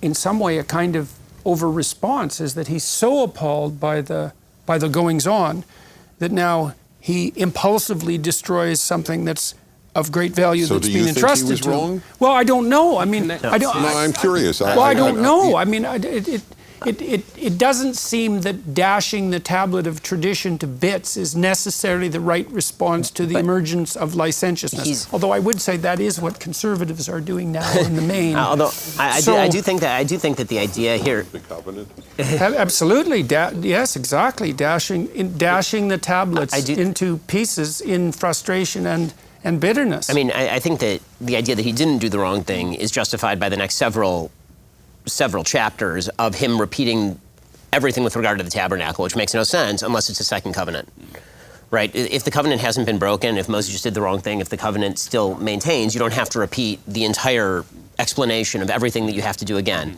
The reason God does that again, he said, because you broke it, so now we're rebuilding it, right? That could be Moses' own redemption too taking place. I mean, I don't want to drive this point what's forward too about hard. to happen? I mean, I consider this, along with some passages of Deuteronomy, the most moving section of all of the Hebrew Bible. But this whole segment where you get to God talking to Moses and Moses seeking his presence and the reconstitution of what the relationship between God and man and the nation means is so unbelievable that in order to reconstruct that, everything has been raised. The people raised it with this orgiastic response, and now it has to be rebuilt literally piece by piece. I mean, he literally takes verse by verse and rebuilds the entire superstructure that we just read. It is also a fractal representation of the redemptive narrative, right? Because one version of the redemptive narrative, the archetypal redemptive narrative, is tyranny, desert, promised land, but another is tradition, chaos, the reestablishment of tradition. Correct. Yeah. And so that's being played out here too, because it is also the case that what the Israelites do is equivalent to dashing the tablets to bits. That's why I think it's. I like his response. Yeah. I always did. He's basically saying, you're unworthy of the greatest thing God ever gave humanity. Yeah. You've broken the first two commandments, and so the rest are broken. How else is he going to say it without an action? Yeah, you break two, you break all of them. There are several versions in Scripture of God asking even someone to ritually represent the breakdown. Like when God tells the prophet to marry a prostitute, to it's God telling him to do it. It's like to embody this, what is going on. I think in some ways that's what Moses is doing. To make it clear. To make it, this is it. This is what you've done. This is what is happening. There's no... And now we have to start over. Yeah, and that's what you're saying about the tabernacle. It's like, this is where we are. You've destroyed everything. Now we start over again. Do you think you can pay attention this time? Okay. And isn't the nakedness and the shame also referring back to the Garden of Eden and the original disobedience? So it's going back to square one again. It's more of a, and what we'll see, I think, when we talk about the new covenant that's about to be created, is that it's a slightly more cautious covenant. Right? One of the things that happens after Moses comes off the top of the mountain is that he has to put a mask on his face. Right, because there's too much glory of God shining from his face. So the idea is that sort of raw relationship between God and the people, which had already had to be mediated by Moses when the commandments are given, right? Because only the first couple are given by God directly, and then the rest are given by Moses, told over to the people. Even that, God needs to veil himself just a little bit. The rawness of God actually can intimidate people so much that they don't act in accordance with him. They actually act in direct opposition to him. Well, one of the things you constantly do as a behavioral psychologist is to put up an ideal, let's say, this in concordance with the will of your client, right? It's a voluntary assent. Here is the ideal towards which you will organize your behavior in the next week, whatever it might be. Clean up your room. The person comes back and says, well, I had one client came back and he hadn't cleaned up his room for like 18 years and lived in his mother's house in this high school bedroom. He just had a child and felt he should get his life together. And so one of our plans was to see if he could clean up his room. And he dragged the damn vacuum cleaner into the room, but then it was an upright, but then left it in the doorway at a 45-degree angle. And then he just walked over it the whole week, which was so symbolically perfect. And he came back and said that. And one response to that would be, what the hell's wrong with you? You're so damn useless, you can't even vacuum your rug? It's like you're 30 years old. Get at it. But another approach, and this was the approach I took, was, well, you bit off more than you could chew, and there was a reason you hadn't cleaned up your room for 12 years. It's not trivial. And then when you actually decided to encounter the monster, let's say, and put your life in order, it was too much for you. You got stopped at the threshold. So let's shrink the task. And so one of the things you do if you're a benevolent father, let's say, is you put a requirement, an ethical requirement on your son, and you say, can you strive forward to this point? And if the answer is, I attempted dutifully but failed, the proper response on the part of the father is to lower the target or to bring it closer. And you bring it closer.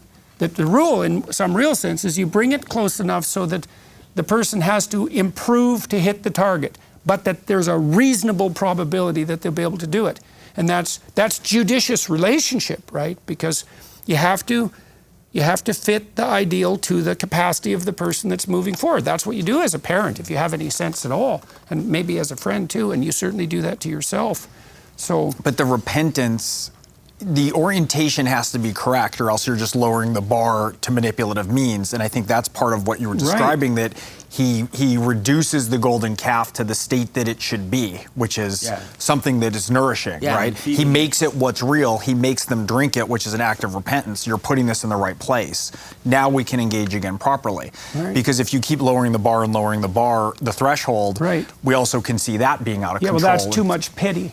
That's and an infantilizing act. That's right. And then there's bad faith players will take advantage of that and keep pushing. Definitely. And all these chapters are about the physicalization and the realization of the ethical, right? I mean, whether you're talking about the tabernacle or whether you're talking about what he's about to do with the golden calf, right? He's about to pick it up, he's going to burn it, and then he's going to make everybody eat it, right? Which is literally ingest or sin, right? Like the sin that you just committed, understand that is part of you the same way that the actual golden calf is now inside your body. And when you recognize that, then you realize the gravity of the things that you're doing, that they actually have a real physical and emotional impact on you. They become a part of you. Your sins become a part of Right. you. It's not as though it's something that's apart from you. It's something that's a part of you until you make a move to actually separate yourself out from it. So the next thing that happens, and he took the calf which they had made, this is a strange part of the text, and burnt it in the fire, and ground it to powder, and strew it upon the water, and made the children of Israel drink of it.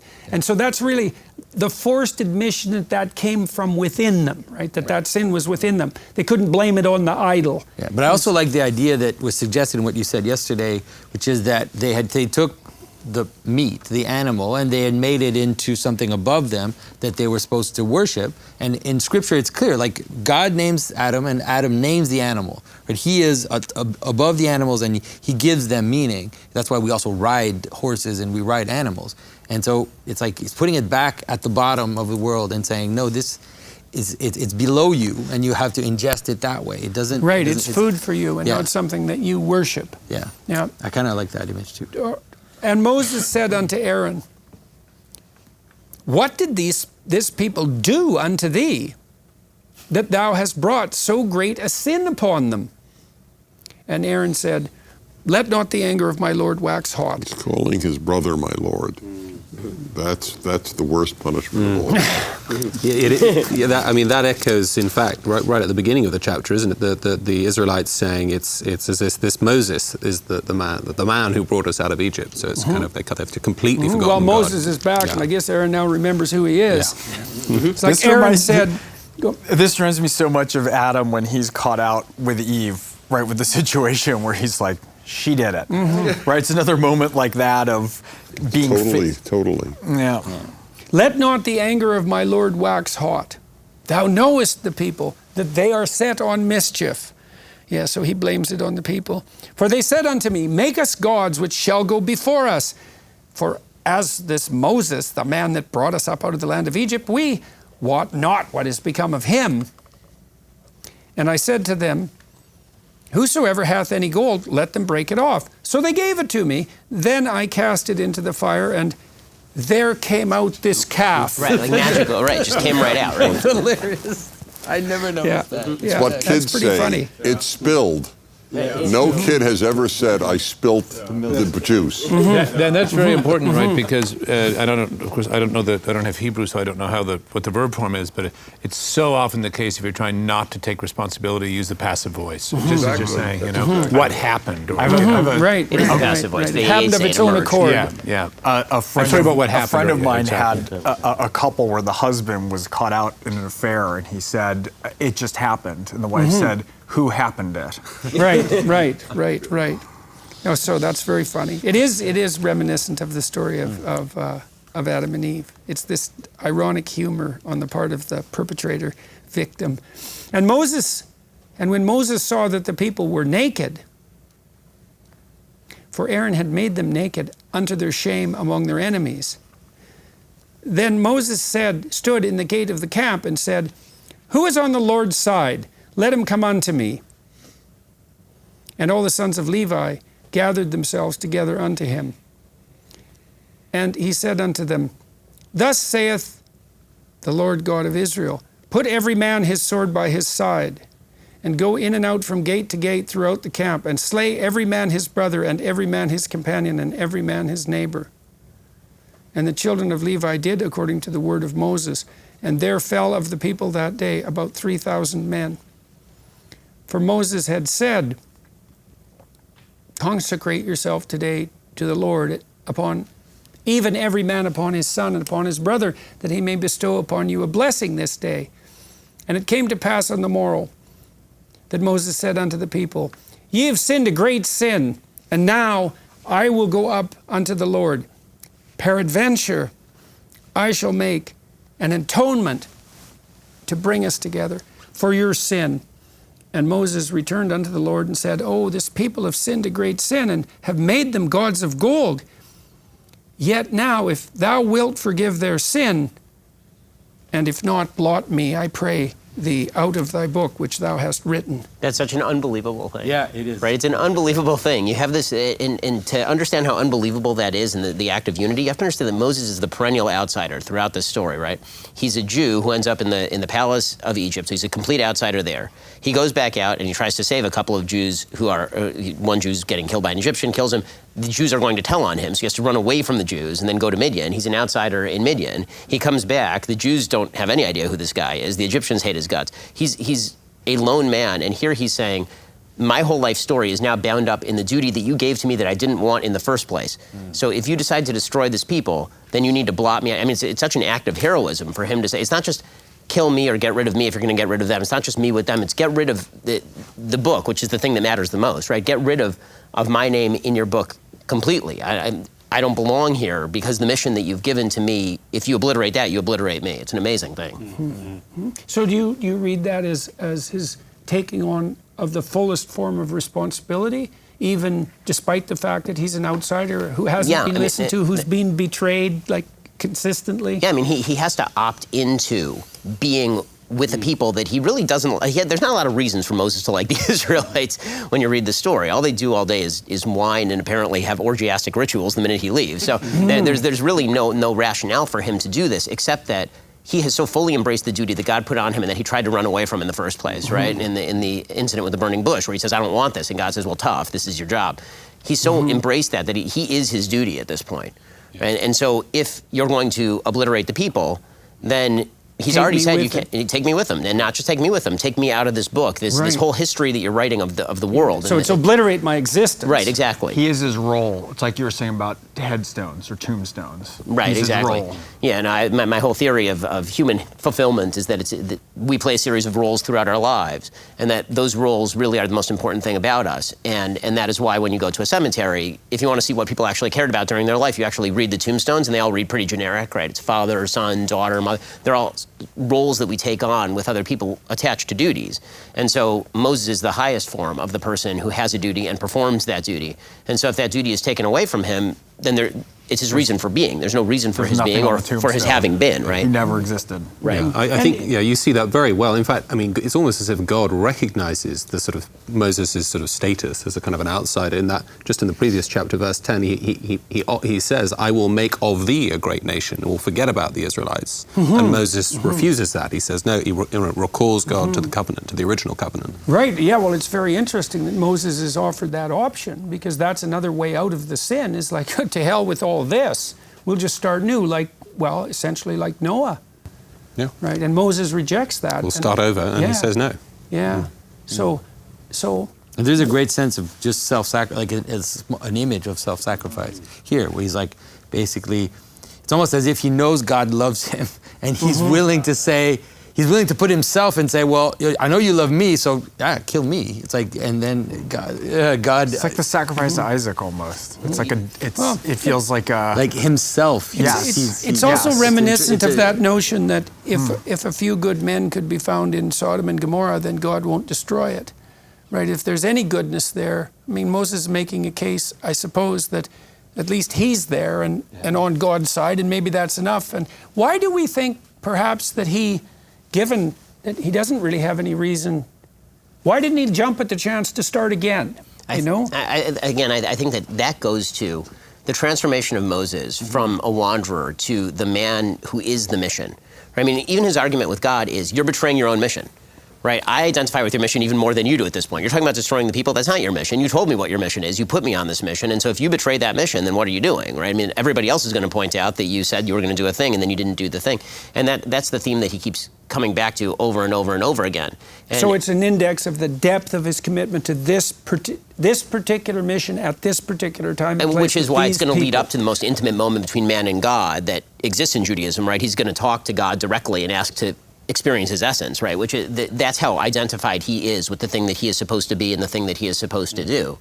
I mean, it's so romantic, all of this language. It really is an amazing thing. I'm murky about this, what we just read, 25 to 28. And when Moses saw that the people were naked, for Aaron had made them naked, unto their shame among their enemies. What's going on there? Do you think is the nakedness a reference to the orgiastic occurrence? Well, and how is it tied in with the biblical Aaron? word for naked is arum, right, Dennis? So parua is I've seen it translated a little bit differently. Usually it means that they were sort of running wild or running out of control, and so it's not like they're physically naked as much as they're completely out of control, and Aaron has made them and allowed them to become out of control. And one thing that's fascinating here in the language is what exactly he then says, right? He says that he wants everybody to take out their sword, but the specific language of where they're supposed to put the sword, right, is that he says that you're supposed to put your sword on your thigh. Okay, the word thigh in biblical Hebrew is a euphemism. Mm-hmm. Okay, right. It's tacha yirechi is the word here is yirecho, right? He's supposed to put it on his thigh. That is not his thigh, right? It's his organ. The idea here is that if you go back to Genesis, oaths are sworn where there is a commandment that has been fulfilled. He's reminding them that the command of the original covenant again, right? Are you with the original covenant? The original covenant was in this place, right, with the circumcision. You have to put essentially your sword where the covenant is. And that is going to remind you of what it is that you're supposed to do here, which is why he's using that specific language. By the way, you'll find this fascinating. I have checked this out. To the best of my knowledge, testimony comes from testicle. Yes. So it's important also to understand in other books and in other laws, the idea of exposing nakedness to shame, you could say, is related to sexual impropriety many times. So it's like you don't sleep with your aunt, or all these acts of incest and these different types of inappropriate sexual acts are related to this idea of exposing nakedness in shame. So I think that's all of that is being suggested. And why is here. it shame among their enemies? Is it? Does anyone understand that particular phrasing? For Aaron had made them naked unto their shame among their enemies. I mean, that's Moses' argument, right? That you've ashamed like the rest of the world is looking at you and laughing. Mm-hmm. Right? So similar to what he said to God, basically. Yeah, exactly. Mm-hmm. So is it something like the revelation of their licentious weakness? Yeah, like how powerful is your God and how powerful is your covenant if 5 minutes after you got it, you guys are engaging in an orgy at the foot of the mountain in front of a golden statue? Right. Well, and that nakedness it is does a sound revelation. pretty damning when you put it that way. It is a revelation of vulnerability, and you might say that if you reveal your licentiousness to your enemy, you do simultaneously reveal your weakness. And so this is so, because I have the image that came to my mind, which is that the image of Noah in his tent who's drunk and naked, like this brings it all together in terms of licentiousness and this I think all those images come together to show you that it does have to be some kind of... It's the case that when you do something shameful, you reveal your weakness. Yeah. I mean, that's actually why it's shameful. Right, so that's just literally the case. So, and then the nakedness you were talking about yesterday, right? Because animals are naked, right? So the nakedness here, even if it's not literal and orgious, it's like they're showing their animal tendency. They're showing that which we're supposed to distinguish ourselves by being clothed. The modern response to that so often is dispense with the shame. Right. You don't dispense with the sin, but if the thing is that the shame is actually an index of weakness. And we talked earlier about the fact that you shall ally yourself with powerful forces of virtue to sustain yourself through life. And then if shame is an index that you've fallen short of that task, to dispense with the shame would mean to not even notice that you've revealed your weakness. And that's going to be bad sociologically because your enemies might get wind of it, but it's not going to be so good for you either. Today there's shame if a college girl says, frankly, I'd rather get married than have a great career. That's shame. And so what do we make of that? Do we want to talk about the massacre? Yes, definitely. Yes, I was just going to point that out.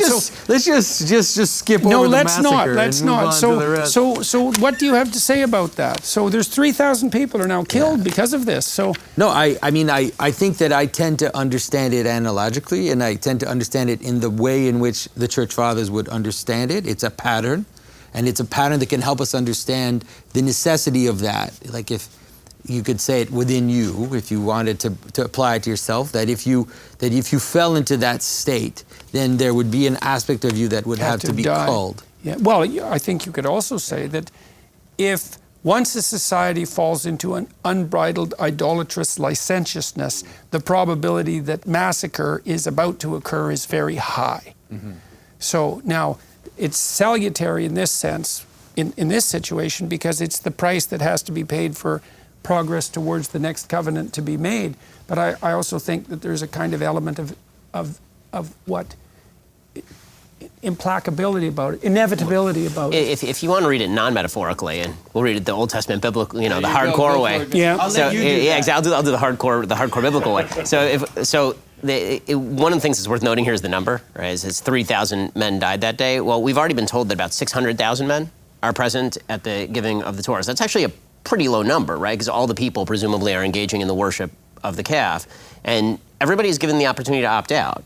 Right? Moses says, okay, everybody on this side of the line, right? You're either with me or you're with what just happened, which means that the people who didn't cross that line are pretty stubborn advocates of the idea that idolatry is okay and the covenant ought to be broken. I mean, what they've seen is something unbelievably dramatic, right? The leader of the people who they thought was dead just came back down from the mountain and took these tablets inscribed by God and shattered them at the foot of the mountain, took the idol, burned it in fire, made them all drink it, and then he said, everybody who's with me over here.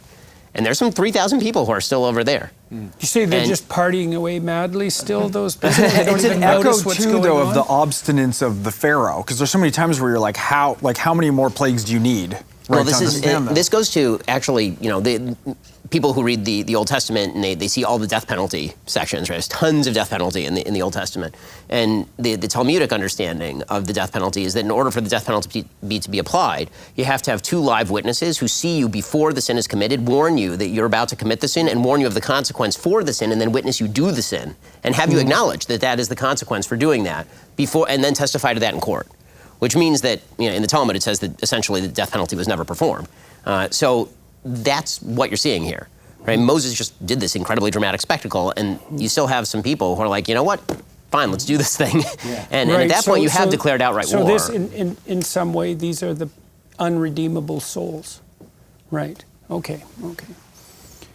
But it's also, you can understand it also, like the breakout of order onto chaos. Like when chaos becomes too big, that there is, at some point, it's going to happen. Yeah, right? absolutely. You can think about a riot. Like there's things, it's a demonstration, it's a riot. When that happens, then the pressure that will be applied by the system will be far more violent than what normal the world. By the way, Moses is also forestalling right. something way worse, right? Because what's about to happen, it's this parak, this chapter, finishes with a plague.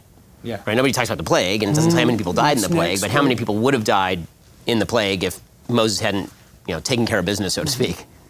Okay, so that's where we're coming to now, verse 33. And the Lord said unto Moses, whosoever hath sinned against him will I blot out of my book. Now, implying that Moses isn't one of them. Therefore now go, lead the people unto the place of which I have spoken unto thee. Behold, mine angel shall go before thee. Nevertheless, in the day when I visit, I will visit their sin upon them. And the Lord plagued the people because they made the calf. They've fallen into this licentiousness, and a plague follows. That does tend to happen. And the Lord plagued the people because they made the calf which Aaron made. And that takes us to the end of Exodus 32. Why an interesting question is, why wasn't Aaron killed? And I think the answer is he didn't stand on the wrong side at the end. Right. And also, the general understanding is the leaders in this were the ones who were executed. And he was not a leader in making it, he was a leader in not stopping it. Right. I think that's significant. So I'm just curious, what's the vote on Aaron? Do you have sympathy for the man? Do you think he's just a weak leader? Well, he's played a pretty useful function so far, so he made a mistake here, but he's been a necessary tool of Moses, like Moses was a necessary tool of God. It's hard to be a mediator. It's hard to be a communicator. And for me, I feel like it's not, well, I don't know. I'm curious what you think of that, because we're talking about him being a populist. But is he being a populist, or does he lose his way once Moses is out of sight? That he just doesn't know? The impression that you get of Aaron is that of all the people in this book, the most loving person is Aaron.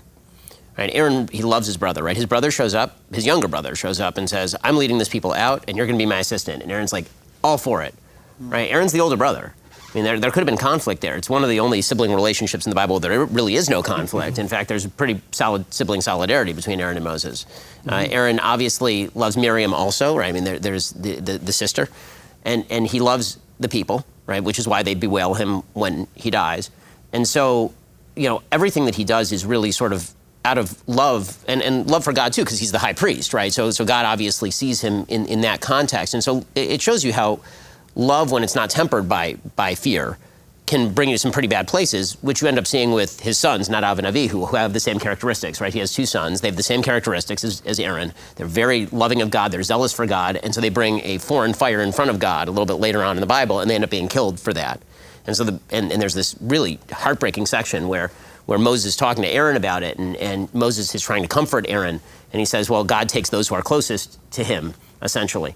And that's sort of the story of Aaron, is that Aaron is I think that the mistakes that he makes are mistakes that he makes out of love for the people, or for his brother, trying to preserve the people in spite of their sin, right? He doesn't really know what to do. I think he's paralyzed in this situation. You can see he's paralyzed by his response, which is nonsensical and incoherent. There's a kind of goodness in that compassionate love that might be part of that, is that, you see people who are so bound by compassion for their fellow people that they'll sacrifice their relationship with what's highest to maintain that compassion. And then they'll sometimes even state that as a virtue, but it's not a virtue, right? If you let people off the hook because you love them too much, that's actually a mistake. So it's a complicated mistake. That's the mistake of excess compassion, right? And that it's very hard for modern people to understand how that can possibly be a mistake. That's what made Freud such a genius, right? Because he pointed to the Oedipal mother. Said, no, compassion, untrammeled compassion is a catastrophic monster. Never in modern world, everybody goes, well, that just can't be the case. How can you be too compassionate? It's like, well, you forget that the good is more complex than the mere compassionate. So shall we move to Exodus 33? And the Lord said unto Moses, depart and go up hence, thou and the people which thou hast brought up out of the land of Egypt, unto the land which I swear unto Abraham, Isaac, and to Jacob, saying, unto thy seed will I give it. And I will send an angel before thee, and I will drive out the Canaanite, the Amorite, and the Hittites, the Perizzites, the Hivites, and the Jebusites, unto a land flowing with milk and honey. So it's a reiteration of the fundamental narrative here. For I will not go up in the midst of thee. This is why he's sending the intermediary angel. For I will not go up in the midst of thee, for thou art a stiff-necked people, lest I consume thee in the way. Right? So that's that mediated guidance, right? It's not God, it's a secondary messenger of God. That's all the Israelites can tolerate. And when the people heard these evil tidings, they mourned, and no man did put on him his ornaments. For the Lord had said unto Moses, say unto the children of Israel, you are a stiff-necked people, stubborn and tyrannical. I will come up into the midst of thee in a moment and consume thee. Therefore now put off thy ornaments from thee, that I may know what to do unto thee. And what ornaments are they referring to there? Is it the ornaments that identify them as people of Israel? What's the reference? I think this has to do with a kind of the same kind of stripping that they participate in different places, where they clean their clothes, don't have sex with your wife. This kind of, it's almost like an ascetic. It's like an ascetic practice. I mean, we do this today. When you mourn in Judaism, you're not supposed to wear leather shoes, for example. You're supposed to sit on low chairs, right? This is you see it in the Book of Esther, right, where you don sackcloth and ashes. That's essentially what they're doing. So it's a lowering. It's a ritual lowering. It's an actual mourning. Ritualization of humility, something like that. Oh, I see. And they're not worthy of wearing gold, for example. And the children of Israel stripped themselves of their ornaments by the Mount Horeb. And Moses took the tabernacle and pitched it outside the camp, without the camp, far off from the camp, and called it the tabernacle of the congregation, the holy place of the congregation. And it came to pass that everyone which sought the Lord went out unto the tabernacle of the congregation, which was outside the camp. And it came to pass, when Moses went out unto the tabernacle, that all the people rose up and stood every man at his tent door and looked after Moses until he was gone into the tabernacle. And it came to pass, as Moses entered into the tabernacle, the cloudy pillar descended and stood at the door of the tabernacle.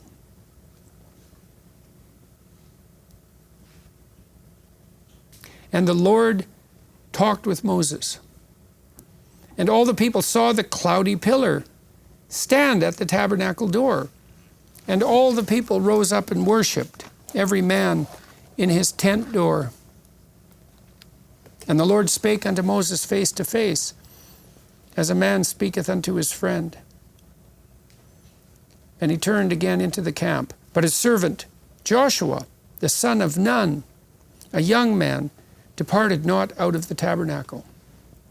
So what's going on there? Moses goes out to the tabernacle. It's the center of the community. But it's not. That's Okay, the thing. right, but it's outside now. That's Yeah, right. okay, so what? This is the whole thing. He's now God, because the covenant is broken, God is not dwelling in the midst of the people anymore. God says, you take the tent, you set it up over there. Right, like far outside- away, outside the camp, right, like which- away from everybody, right, because which is where I'm God leaving, is now. Right? He's saying, I'm leaving. I'm not interested in you. You broke the agreement. I'm going to be out here, and I'm keeping like the bare bones of my promise, which is I'll have a messenger, and he'll send you. He'll take you forward to the land of Israel. I'm not sure, what's going to happen to you on the way there, what's going to happen afterward, but I'll fulfill like the bare bones. But I'm no longer amongst you. Right? Moses is still good with me, but the rest of you people are very far from me. It's really symbolic language. Yeah, right? There's also a training, I think, of the people, because it's like Moses, it's almost as Moses went up the mountain, and then as soon as he went up, the Israelites made this calf.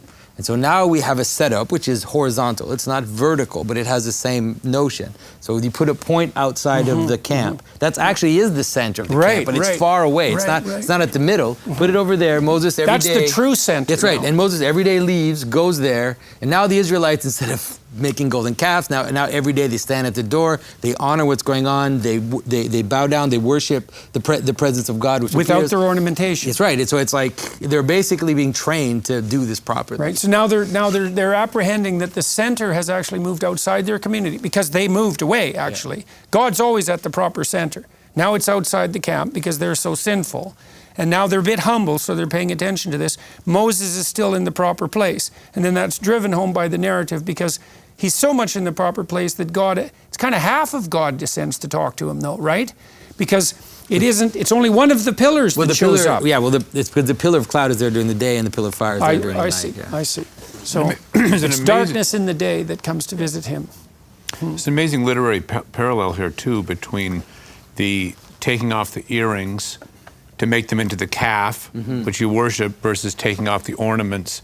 And so, what's going on here, and I think it has to do with the difference between, let's just understand this kind of anagogically, taking what you have of value, maybe it's your talents, maybe it's your wealth, maybe it's whatever, and making that into a God that you worship. And that leads, because it's a self-contained loop, it leads to the destruction. That's why they end up having to drink it, right? Because it's you. Whereas in the other case with the ornaments, that's a stripping down of what you have in order to receive what is beyond you. It's that ritual humiliation. But it's interesting how the same. This parallel is it's the same thing that you have, right? In a different spirit with a different. Well, it's ecstatic. I mean, so it moves from the ecstatic to the sinful to the ascetic, right? So because there's three instances with the jewelry here. There's the first instance, which we read a few chapters ago, where God says, each man who's motivated to take his finery and everybody who's motivated to take their stuff, give it to me and we'll use it in the tabernacle, right? We'll literally build the communal house out of the jewelry that you're taking out of your ears. And then there's the sinfulness, which is, well, I guess then we can build a God out of our gold, right? I mean, if it's not just that we can build a house for God, we can actually build a God out of our gold, out of our material wealth. And then it turns into the only way for us to fight that sinful nature is to strip ourselves of that and to go back to something that's much more basic. It's a shift in some ways between the animalistic nakedness of the golden calf, per the Prager discussion, and nakedness before God. And it's also, I mean, I don't know where this jewelry comes from, but there is, of course, we've already read in when they leave Egypt, God spoils the Egyptians and they give them all of this stuff. So in a certain sense, I think one of the things you can say that's going on here is these things that we have are already given to us by God. Yeah, it's the wealth that's been bestowed upon them, right? Exactly. Yes, exactly. And then you determine what you're going to what you're going to orient that towards. And it's very interesting to lay it out that way, Ben, that it's first the construction of the tabernacle, and then there's kind of a sin of pride. It's like, well, if we could build a bloody tabernacle, maybe we can just make God. That doesn't go so well. And they're doing it out of the treasure that's been bequeathed to them by the tyranny. Right. That's quite something. Or bequeathed to them by the principle that transcends the tyranny. Right, but Bequeathed them it's as a still gift. Yes. extracted from the tyranny, right? Yes, I mean, because it yes, was Egyptian yes. gold. I know it's bestowed upon them by God. Yeah, no, it's a logical redemption. So it's the treasures of the past, even though they're derived from tyranny. You say in our own life, we can decide what to do with the treasures that have been bequeathed to us, even by the tyrannical past, right? We can make a house for God, we can make a false God, or we can, and when we're missing the mark, we can strip ourselves of the right to that treasure and look for the new center humbly, right? Which hypothetically is what we're trying to do. Well, in that this was seminar. your discussion about what do we do with sins of the past. Right. It's the same thing, Right. right? How can we atone for sins that we didn't personally commit? So what do we do? What's the charge? What's the responsibility if we have, It's to humbly find the new center that is moved, and not to revel in the unearned glory of the past without doing that, and to lower ourselves despite the treasure we could carry, and then to watch as the people who are in communion with God show the way to the new center. It's something like that. So I have that's just a already question for Greg, as the novelist in our midst, about the dramatic. I know this will be perhaps upsetting for the more orthodox Hebrews, but but I'm going to ask specifically Greg here about the figure of Moses. We've mentioned that he's the outsider, Moses the Egyptian, and this liminal dimension to Moses, but also the sort of personality of Moses. I mean, we have a strong sense of what David was like. We also have a strong sense of Solomon, of course, but Moses is, isn't. What sort of? I knew this. This may not very much of a question. It's not upsetting at all. Not at all. I mean, from my take, he's asking you, so why don't you give your take? But go. I'm curious your response, and then I'll respond to your response. Moses is the man who has an innate sense of right and wrong from the very beginning, right? The first thing that we see of Moses, like the first thing we see of him, we don't get his childhood, right? You just get him as a baby, and then you get him as a young adult, and the first thing that he sees is an injustice happening, and he immediately moves to stop the injustice, right? That's the raw material that God is working with. And then he is a man who's out of place in a world that is immoral, essentially, and God provides him with a mission, which is to bring morality to the world. And he's not totally sold on the mission. He's saddled with a people that he really does not like very much, which is clearly obvious from his conversations with the people throughout the Bible. And he takes on that mission more and more, to the point where the romance in the story is the romance between Moses and God. And so there's this incredibly tight relationship between Moses and God. And the tragedy of Moses is that as he gets older and his relationship with the people that he's put on his back and carried through the wilderness begins to fray, he begins to fall short. That's the story of Numbers, right? When you get to Numbers, that's what it's going to be. He keeps getting called, and he keeps having trouble answering the call, because as you get older, this is what tends to happen. And so he has a really fascinating character arc. He almost has a 3-act character arc, right? Of the person who's reluctant to embrace the call, and then the guy who embraces the call, and here we're seeing him at his full glory and his power. And then over the course of after the sin of the spies, you'll see that he kind of goes into decline, but he has this last moment of clarity, and that's the entire book of Deuteronomy. That's sort of the character arc of Moses. That's a good answer. Shall we move on? Yeah. I mean, the one thing is the one who resists the call, who doesn't want it, right? It's always a trope. That's a thriller trope. That's a Western trope. Of course, everything's derived from this with the original. But the person of the most value for a position is one who doesn't want to take it. And so it's like he becomes, in a way, in a psychological terms, he's the assimilating ego. He's the one who has to constantly navigate between the known and the unknown. Right, and so he's very archetypal rather than particularized. Yes, he's archetypal rather than particularized, and it's, there's a Western that could lay down right on top of this, and everyone would understand it. Right, that's the structure, including what's the great Clint Eastwood movie where he's older? Unforgiven. Unforgiven. That's the last sort of the part, third the act, last part, right? third That's act, the third act. That's right. Can he get up? Can he do this one more time? Right, after saying, I don't want this. I don't care about the town. I'm leaving. Right, that's the template of the early ones, and so the Western motif is something that we lay down on top of it, and it's a type. It's not specified normally. And even historical figures like Oliver Cromwell. I mean, don't you think there's a kind of Washington? You know, there's this the figure leading the people. Well, historical figures approach exactly. the archetypal. Absolutely, Right, exactly. absolutely, Exactly. yes. And I mean, you see that when we get to the very end of the 5 books. I mean, it is the most tragic moment in biblical history, right? You get to the very end, and Moses has done this entire work, and he gets them there, and God, in this unbelievable image, takes him to the top of a mountain where no one's going to know where his body is, no one's going to know where he's buried, it's not made into a shrine, right? We have no clue where Moses is buried. And God is going to take him with a kiss. I mean, that's literally the language of the Bible. And he shows him the entirety of the land. He lays out in front of him the entirety of the land. And that's the story of not just Moses, that's the story of every moral human being. You never actually get to go into the promised land. Everybody dies with something left still to do. Right? And that is, you know, the fact that Moses takes these people. No matter how hard you try. No matter how hard you try. The best you can do, and that's the gift that God gives him, is that you can see in the dim Which future. is a pretty big gift. It's an unbelievable- It's an unbelievable gift. I'll be very happy if I could see the promised land that I want to enter. I don't need to enter it. I just want to add, if I may, to Ben's point about his preoccupation from the very beginning with evil. He embodies for me my favorite verse in the whole Hebrew Bible. Those of you who love God, it's a command, must hate evil.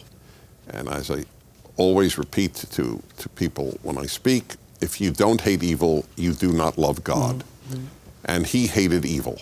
It also might be that if you do hate evil, you love God, which is why I made reference to the Nuremberg convictions earlier. Oh, that was good. Once you decide that there's evil, it's like, you've made another decision too. That is a beautiful addendum, which in your name I will cite when I know, as he knows, I am Jewishly bound to cite you. Correct? Correct. We were taught. I appreciate that. No, Part it's of a you very Jews. beautiful thing you should know. Because Ben and I went to totally different Jewish schools, but we were taught very similar things. And it is a very big deal. If you don't cite a source, you are a thief. And if you do cite a source, you bring redemption to the world. That is That's how like big not it is. using the Lord's name in vain. Yes, Don't that's take right. unearned advantage. Yeah. All right, so let's walk through the end of 33 here. And Moses said unto the Lord, See, thou sayest unto me, Bring up this people, and thou hast not let me know whom thou wilt send with me. Yet thou hast said, I know thee by name, and thou hast also found grace in my sight. Now, therefore, I pray thee, if I have found grace in thy sight, show me now the way, that I may know thee, that I may find grace in thy sight, that's that horizontal axis, and consider that this nation is thy people. And he said, My presence shall go with thee, and I will give thee rest. And he said unto him, If thy presence go not with me, carry us not up hence. For wherein shall it be known here that I and thy people have found grace in thy sight? Is it not in that thou goest with us? So shall we be separated, I and thy people, from all the people that are upon the face of the earth? And the Lord said unto Moses, I will do this thing also that thou hast spoken, for thou hast found grace in my sight, and I know thee by name. And he said, I beseech thee, show me thy glory. And he said, I will make all my goodness pass before thee, and I will proclaim the name of the Lord before thee, and be gracious to whom I will be gracious, and will show mercy on whom I will show mercy. A provocative thought for you. God describes himself as good, and this is, to me, of surpassing importance. And I don't mean to be provocative, but I know it is, because I have a big problem with the love bombardment of our time. He doesn't say, and my love will pass before you, my goodness. And Moses asked him, what's your essence? And he didn't say love, he said goodness. It's very hard to pervert. You can pervert good. You can say anything is good. But when you think of how many bad people have been loved, so many Russians loved Stalin that vast numbers of them were trampled at his funeral. I mean, the number of people who have loved horrific human beings, the number of individuals, you would know much better than I, who love bad men, women who love bad men, or men, I guess, who love bad women. Love, in other words, I think goodness is more trustworthy a guidepost than love. That's what I'm saying. So what is it that you don't think that it's God's love that made him want to show Moses his glory? It might have been, but that's reading, it's not what it says. I'm not denying what you're saying. That might have been the motivation, but I think what Dennis is saying is that his essence, right? That if one sort of iteration is God is love, the Old Testament iteration is God is goodness, right? That's actually what he's saying. And by the way, pretty obvious that his definition of goodness is not ours, right? Because then he essentially reiterates what he says at the burning bush, right? I will be what I will be. Yeah, there's a definite echo, isn't there? Right, he says, I'm going to be gracious to whom I will choose to be gracious, and I'm going to show mercy to whom I will decide to show mercy. In other words, I'm telling you, I'm good. Your definition of good is not my definition of good. And then that's exactly because the question that Moses is asking him, really here, show me your glory, right? Really, the way that a lot of rabbis interpret that anyway is it's essentially Moses asking him, why do bad things happen to good people? Right, which is the big question, right? Like, why you say that you're present in the universe, you say that you're a part of our lives, you say that you're intimate with humanity, and yet we see all these terrible things happening around us. Explain.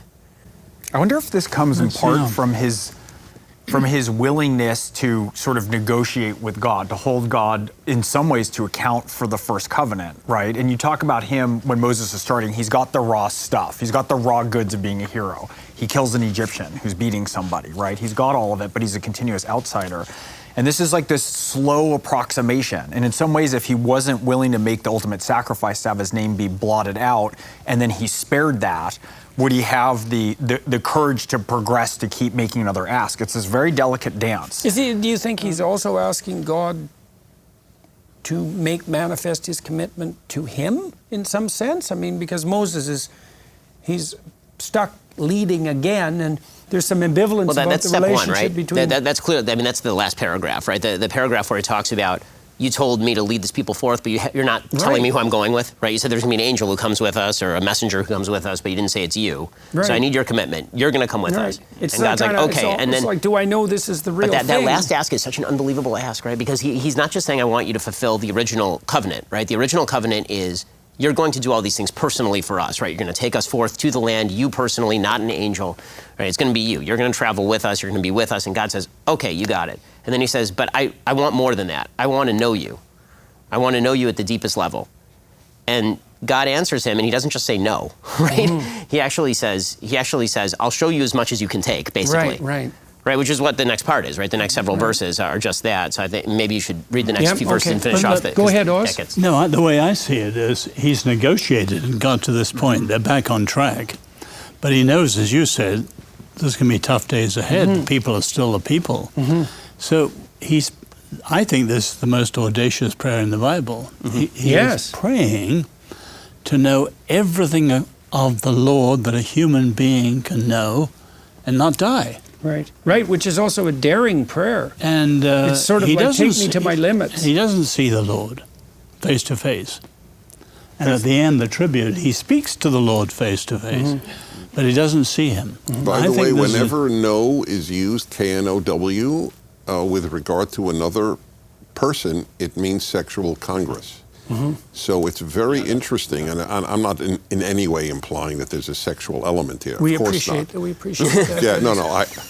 For the record, I know you all know that, but maybe for media somebody... matters. Well, it also... Friends of media matters. That's right. But know in that sense also means to enter into creative union with. That's why there's the sexual connotation. Fair enough. Right, and that part is powerful. It's very powerful that he uses that word. That's all I wanted to know. The highest level of intimacy that you can achieve with another being. Is to know. Right, is what he's trying to do. And the Jungian, the Jung line, beware of unearned wisdom, in some ways is the response. It's like, I can't. You can't take what I have to show you. Is essentially the what the answer the way that he phrases it, though, like his answer that we're about to read, is just such an unbelievable answer. It's such a great answer. And God said, "Thou canst not see my face, for there shall no man see me and live." A full revelation of the core of being. And the Lord said, "Behold, there is a place by me, and thou shalt stand upon a rock. And it shall come to pass, while my glory passeth by, that I will put thee in a cleft of the rock, and I will cover thee with my hand while I pass by. And I will take away my hand, and thou shalt see my back parts, but my face shall not be seen. And that ends Exodus 33. And so we have the very end of Exodus to deal with tomorrow, and we'll move beyond that into the accompanying following stories that flesh out the narrative of tyranny, desert, and promised land. And so thank you all for episode 13. Everyone watching and listening, thank you very much for your time and attention. To the Daily Wire crew, so carefully filming, thank you for your efforts on our behalf, and to the Daily Wire executives for sponsoring and supporting this venture. And gentlemen, onward and upward to episode 14. Thanks again. Thank you. What was it like, Merlin, to be alone with God?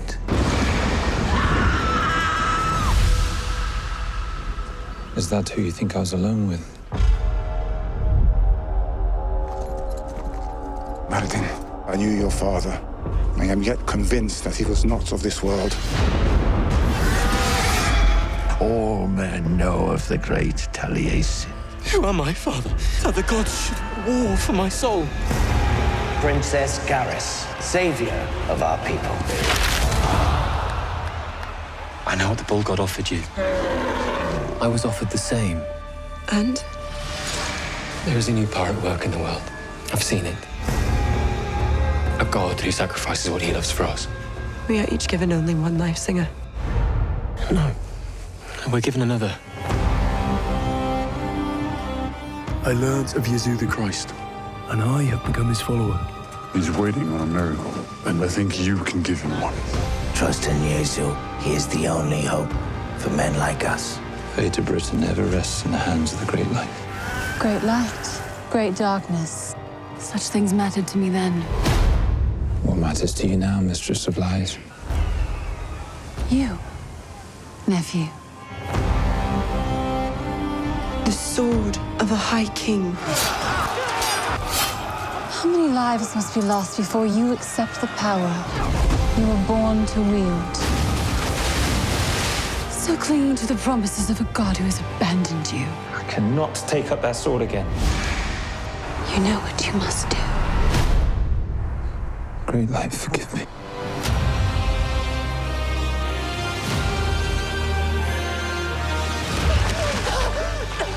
The time has come to be reborn.